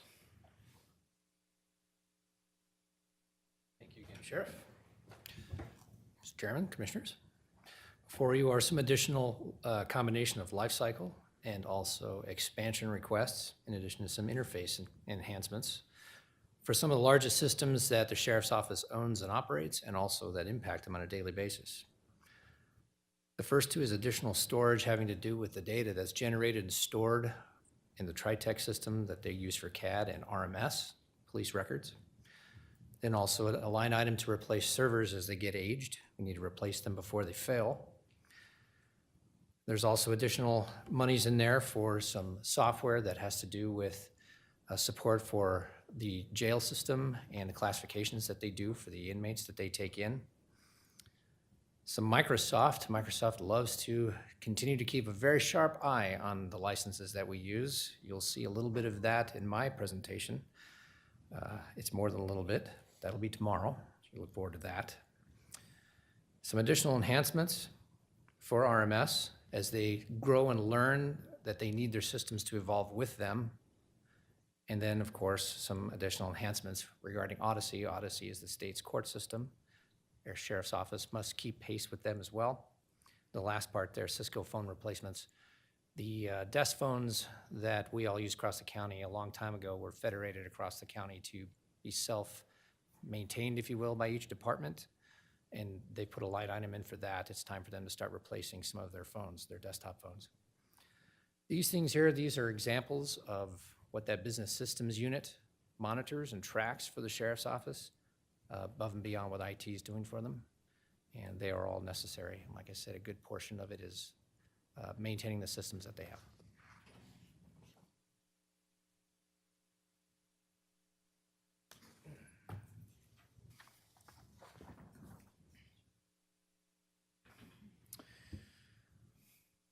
Earlier this morning, you received the presentation from Development Services regarding the capital investment program. We spent many hours over the last year talking about these needs. They're justified, I believe, and much needed to meet our ever-growing public safety needs. Thank you for all of your consideration on these. First, I'd like to talk about our property and evidence refrigeration expansion. This came out number 1 on the list. Changes in state law now require evidence collected by law enforcement to be preserved longer. Our current cold storage capacity is at 0%. And I think some of you have been on a tour of that and have seen the results. We are flat out of space. This project will add 1,000 cubic feet of freezer space and 1,000 cubic feet of refrigerator space to provide the necessary evidence storage for us for the next 5 years. Coming out number 2 on the list is our jail intake body scanner. This request is the same request from last year because the intake body scanner is still very much needed, and it has been for many years. The body scanner for jail booking will allow us to scan for drugs, weapons, and contraband and stop them from coming into our jail. This ties directly to the safety of our staff and the security of our facility. And then lastly, number 5 on the list is our original visiting area that was used for inmate visits. The current space does not allow for multiple inmates to be visiting simultaneously in the large area. We need to look at making changes to the existing space so that we can use it for clergy, attorney, and pre-sentence investigator visits. Members of the clergy and attorneys are constitutionally required to have access to inmate visits. Increasing pre-sentence investigation visits, we hope, will speed up the process and reduce the time a defendant sits in our custody waiting for it to be completed. We believe this will benefit our prosecutors, our public defenders, and all of our court partners.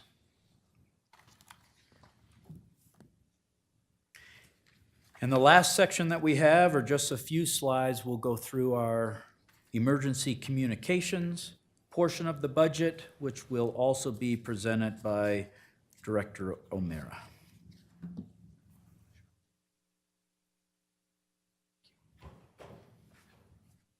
Once again, hello. Be very excited. This will be the last one I have to do today.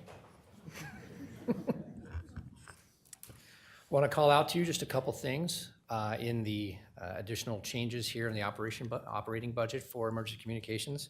There are a number of things that have been added in there as part of the growth that's been added to that line item, but there's really 2 that are worth mentioning that I thought you might have some questions on. The first one, both of them I should say, have to do with the life cycle, meaning how we manage the systems that we own and operate out there. And both of these items are related to the radio network that our first responders use and Ada County operates. The first one is an upgrade that has to do with the backhaul or the intercommunication of the radio sites. It's a $529,000 upgrade. It's being done for 2 reasons. The first reason is the equipment that it operates on is nearing its end of useful life, and to maintain the support that we get from Motorola, the manufacturer of the radio system, we have to upgrade those to newer systems, and also they're getting quite an enhancement at the same time. So there's really 2 reasons, both the aging of the equipment and then of course the type of connectivity that's going to provide will set up our radio network for future upgrades from Motorola. The second one is going to take a little bit of explanation, but it's very interesting, and the 911 technical operations team has worked very hard for it. In the budget, it's coming in at $964,000. It's a software update agreement with Motorola. It is 10 one-year contracts effectively. And it is one that the team took upon themselves to broker a deal on behalf of Ada County and her 8 infrastructure partners across the state, 8 other counties that own the various pieces that make up the entire radio network for the state. Individually in the past, each county had to annually come up with an appropriation for the maintenance, the software maintenance of the system, and that meant we were all purchasing that by ourselves. every year, individually, all having our own contracts, going to the same vendor. And what that would sometimes lead to is counties who either were short on cash or perhaps forgot to budget for them. Sometimes someone would miss it. And then the infrastructure owners would have to get together and talk about what are we going to do about this one county who doesn't have the funds for whatever reason. Do we upgrade and stay on pace with what we need to with the vendor? Or do we hold off and wait till this other county comes up? If we didn't do that, if we did move forward and leave that other county behind, they would no longer be interoperable with the rest of the state. That's always been something that no one ever wanted anything to do with. So the team came up with the idea of brokering this deal with Motorola. Ada County's portion of that $964,000 is $239,000. That's going to save Ada County roughly $50,000 a year, every year for the next 10 years. The remaining $725,000 is the portion that belongs to our 8 other partners across the state. Overall, that's going to save the state, or I should say counties across the state, over $2 million over these 10 years. First time they've ever done anything like that. So even though it's causing our operational expense to go up quite a bit, we have a goodly sized income bump as well. It's the right thing to do. It makes sure that we don't have any counties that cannot get the money, where we have an issue where someone might not be interoperable. It's the last thing we want to do. And it also helps everybody. Everybody gets some sort of savings. This is the fund balance from the Title 31 fund. And it actually tells a very good story. Going back a number of years, when the new dispatch center that you folks helped build was a gleam in everyone's eye, we were talking about how to design it, what it needed to look like, even where it would be. I was actually the manager of the department at this time, going back those years. We knew it was coming. And so the team and the sheriff knew that we had to do something to start saving as much money as possible. And that's where you see that spike at over $10 million. Normally, this fund wouldn't carry money like that. We were specifically very carefully managing the life cycle costs for the radio network and everything else that we have to manage out there to ensure we had good capital funds available so that when and if we got the building, we'd be able to properly outfit it where Title 31 was concerned. So as you see in there, you see two major expenses happen starting after fiscal year 14. We purchased a new CAD system from TriTech, and we also start purchasing the equipment for the building that Title 31 pays for after the shell was built. And I say it's a good news. It's a good picture because it shows that we were managing our funds well, and also remind you that that building, as great as it was built without any sort of bond. It was built without any sort of public-private partnership. We did it with cash. That takes due diligence on the general fund and also within the title fund. And as we continue to move down here a little bit, down towards the 18-19 fiscal years, that spend is slowing down as we've caught up with life cycle. Certainly the building, is complete and fully outfitted, and we're going to get back to more of a status quo thing. I believe this slide is for the good sheriff.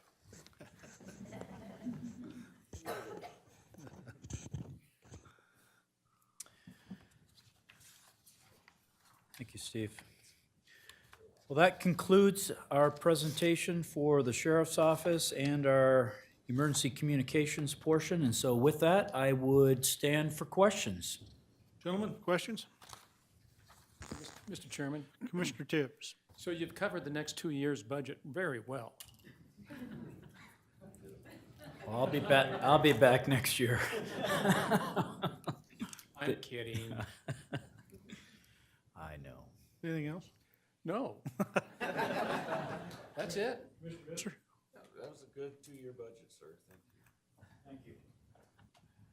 No questions. No questions for me, just some comments. Obviously, I mean, we're very proud of the Sheriff's Department and all that you and your staff and employees do. Thank you. Thank you. Mr. Chairman, just one last thing before the sheriff leaves it. Anybody got some duct tape? Oh, I'm sorry, go ahead. It's only the first day. I'm not even warmed up yet. You know, you do have a lot in the budget, and I look at it, and it's all needed. I guess for you and your staff, that I'm sure that we're all looking forward to the conversation of what gets approved. But appreciate the detail. We'll see what happens. I appreciate the consideration. Thank you. Okay. I'm tired now. That took a lot of concentration. It just exhausted me. Kathleen, we have, come on up. We have the assessor's office, I believe, up next. Yes.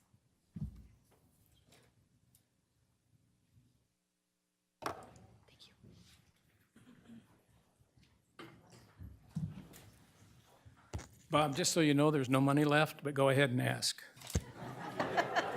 In that case, I'll just go back across the street. I'm going to do a quick.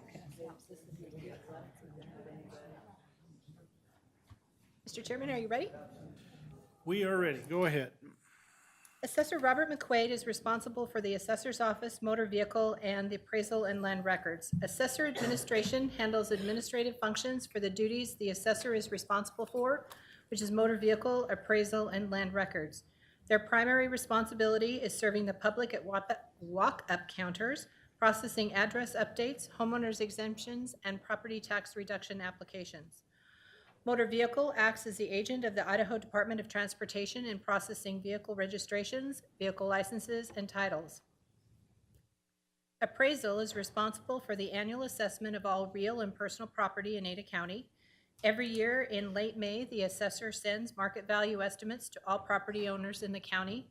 And in June, appraisers respond to taxpayers' questions regarding assessments and defend their estimates of value on appeal before the County Board of Equalization. Appraisers also collect all data related to new construction, physically re-inspect properties at least 20% of the county annually, and conduct market analysis for trending purposes.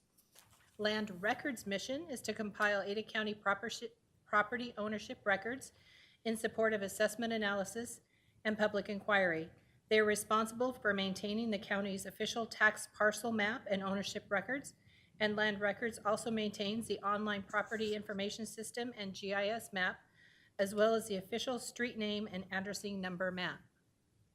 I'll go ahead and go through all three of these budgets before turning it over to Mr. McQuaid. In front of you, you have the Assessors Department. They are a department within the current expense fund. Budget for FY19 was submitted at $834,278, an increase of $6,129. Operating budget of $94,596, and a personnel budget of $739,682. This budget has one supplemental request for $5,000. Motor vehicle is also a department within the current expense fund, but they are self-supported, revenues equaling expense. Budget for FY19 was submitted at $2,780,510, an increase of $10,051. Operating budget of $485,893. And personnel budget of $2,294,617. Below you can see the changes that are on that budget. And finally, we have ad valorem, or appraisal and land records. This is a special levy fund within the 3% property cap tax funds. FY19 budget submitted at $3,578,055. Operating budget $359,035. Personnel budget of $3,219,020. Below you can see the changes, and I have added down below the fund balance when they're wanting to use fund balance for the supplemental request. I don't believe that is on your sheets. And this includes supplemental requests of $282,120. And I would like to turn it over to Mr. McQuaid. Bob, the floor is yours. Mr. Chairman, Commissioner Tibbs, Commissioner Visser, I just can't believe how fast time goes. It seems like it was just about a year ago that I was here doing the same presentation, and things really have not changed that much since then. Before I get started, I want to thank Kathleen and the Auditor's Office for all of the help that they have given us in preparing our budget. And then also want to thank you for your consideration of a 3% raise for the employees. It's badly needed, especially with the high cost of living that we're experiencing here in Ada County. Well, starting out with the assessor admin, that department answered over 28,000 calls last year. Of course, most of those were right after we sent out the assessment notices. We did about 20,000 homeowners exemptions, and something that happened this year that doesn't happen often. We were actually ahead of schedule on that. We're usually working right up to the last minute. We've had some personnel changes, and things are running very smoothly and efficiently over there. We had 4,000 PTR tax applications. That's the property tax reduction. The only request that we have, supplemental request in the assessor admin, is for the IAC membership. That's $5,000. And that, of course, is contingent upon whether you decide to rejoin IAC. If you do, then that would just fall right out. Any questions on assessor admin? Questions, gentlemen? No, sir. Okay, nope, go ahead. Motor vehicles. As you recall, last year we moved to Benjamin, and I just want to note that we've had great comments about that move. The people just love it. They like the parking. It's just light and airy. Can you move this over so we can see it? Do you want to just? No. Oh, okay. Sorry, I just can't do it from here. Thanks. We'll have her casually interrupt you. No, that's okay. Hey, I'm glad because it makes me feel like I'm right at home when we do that. I hope Jody's watching this. Go ahead, Bob. Ignore him. She just might be. Another operational change at motor vehicles last year was we updated the Qmatic system. That's the queuing system that allocates the lines. We have 3 shops that have the Qmatic, and we were using 3 different systems, so it made it very difficult to retrieve data and to compare data. So those are all on the same software now. Last year, we had 39 clerks in 5 branches at motor vehicles. We processed 845,000 transactions for 361,000 customers. As customer increase is 8.5% over 2016. We registered 5,000 cars from out of state. Those are people who moved into the county and are now licensing their cars here in Ada County. And we processed 111,000 dealer titles, and that's a 3% increase. And that dealer title, that's an important number because we get paid for that, and we're processing dealer titles not just for Ada County, but for other counties as well. And the Transportation Department is looking at perhaps privatizing that. And if that happens, then that would be pulled out of our shop. But I think we certainly are competitive in that arena as far as the numbers that they're looking for. In spite of the 13,000 new residents, we continue to have 5-minute average wait times. We do have a challenge, though, in the variation of wait times. A large part, probably 60% or more, have a 5-minute or less wait time, but we have a very small portion of people who could experience up to a 30-minute wait time. And it doesn't sound like a lot, but if you put yourself in your shoes, in the shoes that person has been waiting there for 30 minutes, they might be on a lunch break or something and they need to get out, it really becomes critical. So we really are trying to reduce that variation in the wait times. Mail turnaround times is 2 days. Our goal is 5 days. Dealer title processing is 4 days, and our goal is 7 days. So we feel really good about meeting our goals. We have just a we're requesting for supplemental request for 2 additional staff at a cost of $94,000. We want to have a second person out at Star and another person at Shin. And that person at Shin, that's to help us with the dealer titles. We're pulling people off of the front line to help with the title, or people from the back to help out with the front line. We want to just add some stability there. And Star, the volume of business there has just really picked up. I was out there the other day and was trying to spend some time talking to the employees. I had to wait probably 20 minutes just to be able to have a very brief visit with the employees out of Star. It's really been very successful out there. And I just want to remind you that motor vehicles is self-funding, and last year our revenues substantially exceeded the expenses in motor vehicles. That's the motor vehicle discussion. Okay, any questions for Bob on motor vehicles? Okay, go ahead, Bob. She's Change this over gonna, for you. she's gonna click you there. Yes. There you go. This is the ad valorem budget. And ad valorem is broken into two divisions. We have land records and appraisal. We'll talk about land records. We are returning to pre-recession levels of development in the county. Last year, we had 127 new subdivision plats recorded with over 3,600 new lots. And for the month of May this year alone, we had 24 subdivisions with 750 lots. Each subdivision needs to be analyzed and mapped before it can be turned over for the appraisal office to start working with that. Before I go any further, I just want to make a comment that something we're considering changing this next year will be effective January 1st, and that is our charge for our GIS data. We've been bringing in about $24,000 for that, but our cost is really on $4,500, and by statute, we're permitted to only charge for what our cost is, so that's considerably more than that. That $4,500, half of that is spent sending the bills out. So really, we're just talking about $2,000, the real cost. And so what we want to do is just stop charging for that altogether and just make it available to anybody who wants to use it. And some of our users are Google, Garmin, as well as the people here in the valley who are using our data. And one of my beliefs is that we really should not be charging for data that we collect other than just the administrative costs. So here with the administrative costs, everything with all the administrative costs taken out, we're talking about $2,000.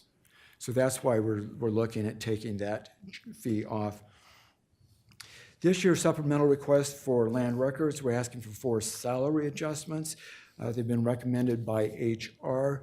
We have 2 GIS developers that we want to make their salaries competitive with those in the county and other developers. That's a $10,000 request. And then we have 2 GIS analysts. We want to make some market adjustments that have also been recommended by HR. We had a position last year that was defunded because we had not used that position. We're asking that that position be refunded again this year. We really need it. And because of the increased workload, the cost of that with fringes is $67,000. We're going to be using some fund balance for in land records. We have a lot of microfiche records. They're very difficult to retrieve. We can't send them out. It's just difficult to use. We want to spend $13,000 of our fund balance, which is less than $1 million, but $13,000 of that to fund a project to convert all of the microfiche to a digital format. That would make it easy for the people in the office working with it, and then if someone from, we'll say, another state needs some information, we can quickly get that and get that out to them. That's land records. Moving on to appraisal, last year we inspected 38,500 parcels. In fact, we're going to be sitting down in just about 2 weeks going over the fruits of that reappraisal. I just want you to know that in 2017, our reappraisal, we were at 97% of sales price. That's according to the records of the Tax Commission. So we're doing very well with the reappraisal in spite of the large increases that we're seeing. Of course, we want to continue on that. I also need to note that 5 years ago, we received from our professional association something called the Certificate of Excellence in Assessment Administration. I've mentioned this to you before. Our professional association, the International Association of Assessing Officers, they have standards that they encourage us to abide by and that we use in our processes. They will evaluate our performance in terms of those standards, and if you are in compliance, you receive this recognition. We were the 17th county in the state to receive that certification last year, or 5 years ago.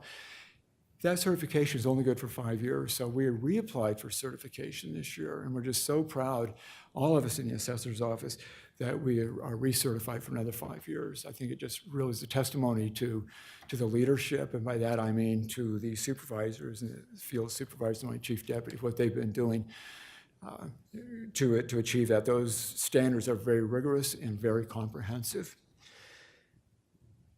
I mentioned a minute ago that there are 3,600 new subdivision lots. Each lot means a new home needs to be measured, inspected for size, number of rooms, construction quality, and then we need to set the parcel up, and then an assessment made. And all last year, we had over 4,500 new homes that were added to the rolls. And I think that the only way you can really appreciate the magnitude of that is to go out and take a look in the field. And I just noticed I am missing one of my pages here, but I will try to just carry on without it, with my notes. We can do this on the fly.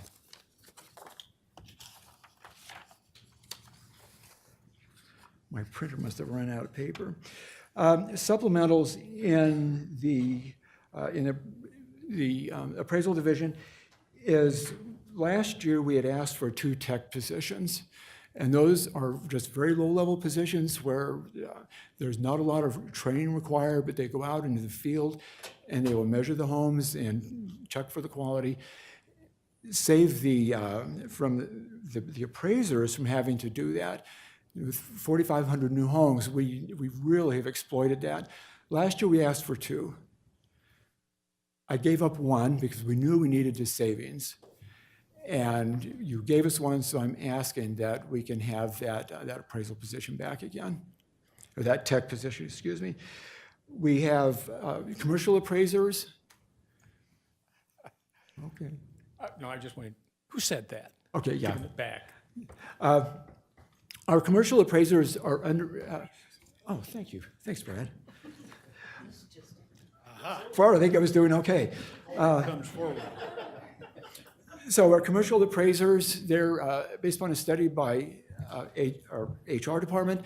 Our commercial appraisers are about 10% under what other agencies are paying. Other agencies being the Transportation Department, Canyon County, the State Tax Commission. Is what we're asking a supplemental for, that there would be a 7% increase. And if we match that with a 3% COLA, that they would then be up to parity. We also want to promote 2 residential appraisers, and that's about a $10,000 addition. The last things I want to mention, just 2 more before I wrap up here, is we really had an emergency that came up about mid-April. Just as we were getting ready for the roll to go out, we run tons of reports to check the accuracy, because the last thing we want to do is send out 195,000 assessment notices and have some kind of an error there. And so we do a lot of testing, a lot of running different programs. That's all being followed or being driven by software called Showcase. And it's what set us into a panic was IT had changed their server, and we did not know if our Showcase would be compatible. And the only way we were going to find out was once we started running those reports to see if they would work or not. Fortunately, they did. But it's what we want to do to make sure we don't have a problem in the future is spend $13,700 for this mission-critical software of an updated version of Showcase. And then lastly, for ad valorem, we're looking for a request to replace our tablet computers. Several years ago, we rolled out a program called Mobile Implementation, and that is where the appraiser would go out in the field with tablet computers, and they would collect the data in the field, and they would enter it in the field right then and there. Prior to that, the appraiser would go out into the field, they would make notes, draw sketches, they would go back to the office, start to put the data in, perhaps realize something wasn't working right, they would go back out. Well, with this mobile platform that we're using, all of that is done right there in the field. At the same time we got those computers, those tablet computers, we were also using those as desktop computers, so they were actually performing twice as much work as we intended them to do. So it's what we're asking for. This is a request out of the fund balance. It's $83,000. Again, that fund balance is a little bit less than $1 million to purchase 26 mobile computers to start replacing those.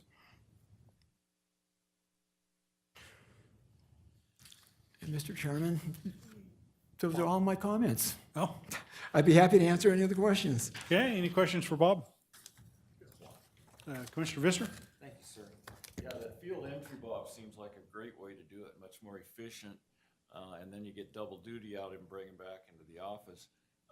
Is it necessary in that field entry to have it broadcast into our network right away? Or is the method you're using, you take the data and then come back here, get on the network, and then download it into our system?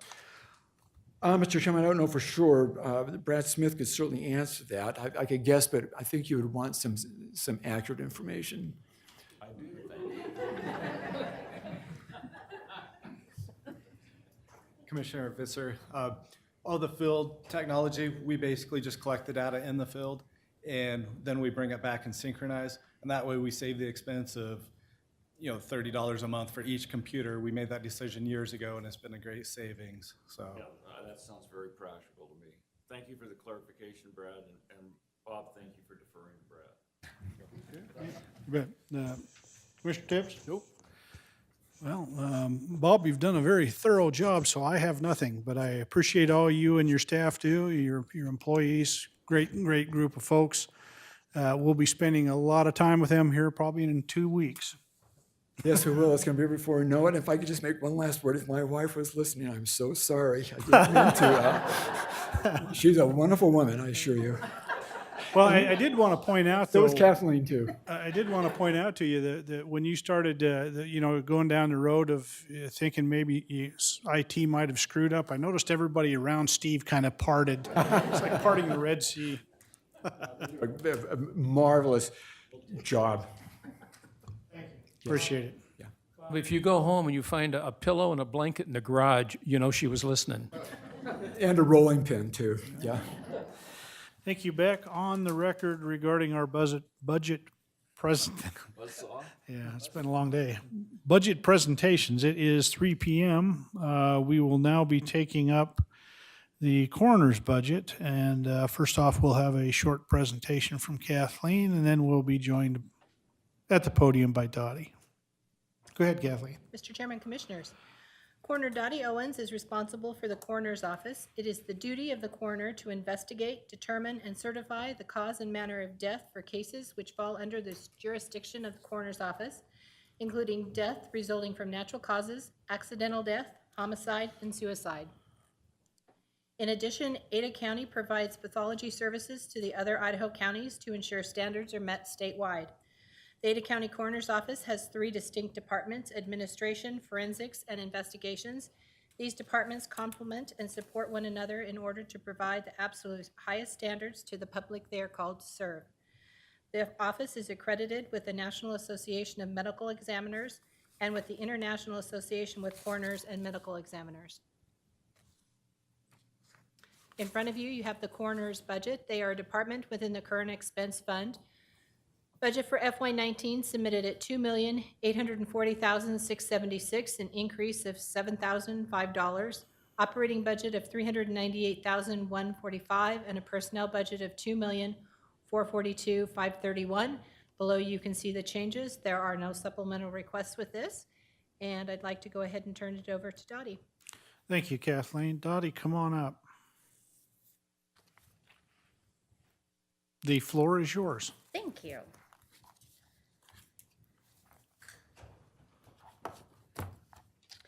Thank you very much. I hope you gentlemen are having a good afternoon. Okay, can you pull the mic down, point it towards you? There you go. Sure. Is that better? Better. Good? Okay.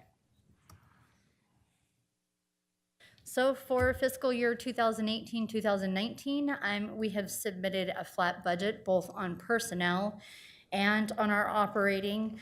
On the personnel end, we have no space for any additional personnel in the office. And so unless we set up offices in the parking lot, we're kind of limited at this point. And so there's nothing that we're requesting.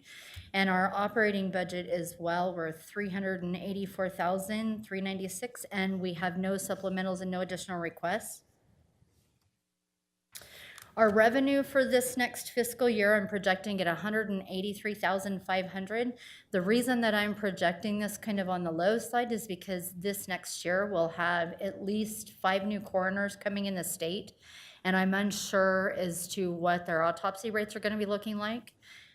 For this year, currently, as of June 1st, we've billed out $205,000. So you can see we went pretty conservative on that. But again, it's just because of that uncertainty. Our facility has been our biggest challenge. We have participated this year in the capital investment program, in the needs assessment for the county, and I appreciate everybody's dedication and help with this year. Our lack of functionality of our facility has really been a challenge and has had a major impact on families, law enforcement, anyone that we're basically in contact with on a day-to-day basis. The photos in front of you, this is The Title 30. actually have had happen in the last couple of weeks. Our elevator only goes to our 2nd floor. Our conference room, which is where we meet with our families, goes to the 3rd floor. In the last week, we've almost had 2 individuals topple down our stairs, one this afternoon. Family visiting with our investigators and physicians. Our building is clearly not ADA compliant. It's a huge concern as far as injury goes. This is something that I wanted just to share with you all. So the 2 top photos where the red arrows are, this is a street view of our intake. So you can actually see intake from the front of our facility. The close-up is taken at a distance. And what we actually had happening was someone on the street filming us loading and unloading decedents into the morgue. So this has become a huge challenge. Parking at our facility is also a challenge. We're constantly hosting, not events, but at our, we've actually cut down on all of our training in our community classes because of lack of space. But what we have is when we have law enforcement come in for autopsies, we've got a lot of street side parking. Our morgue challenges are cooler. This is common on a day-to-day basis for our office. We are constantly full. Weekends, throughout a weekend, we'll bring in 15 to 18. We'll have sitting in there, and we have a 24-hour mandatory release policy, which puts an extreme hardship on families. Autopsy suite, again, these are photos of what we're working with on a day-to-day basis. This is one station, top photo, bottom photo. Those are of one station that we run. We usually, on a typical case, will have several law enforcement employees there, and we've actually gotten to the point where we've had to limit the number of individuals that are at the office. Another challenge that we've had is if we run bone saws off of 2 different locations, we're having electrical issues and breaker problems. Lack of space for specimens and evidence. We have to retain evidence. For majority of our cases, we keep DNA, we keep all kinds of samples and specimens, and we're to the point where after cleaning out the backlog, we still struggle with the space. And all of this, of course, is to maintain our accreditations. Ada County, we are one of the few coroners in the nation to hold both IACME and NAME accreditations, and it's something that we just did get recertified in June, so we are maintaining that. Again, both of their recommendations with both accreditation agencies is upgrading our facility. And that is the end of my budget presentation. Any questions? So what are you saying? You need a new building? I'm saying I need a new building. Any questions for Dottie? Short and sweet, to the point. Thank you very much. Appreciate all you do and all your employees too. Thank you. Okay. That does bring us to the conclusion of today's agenda. We will, looks like we'll be back tomorrow at 1 o'clock, starting off with information technology and EMS, juvenile, and Department of Administration. So we'll be in recess till 1.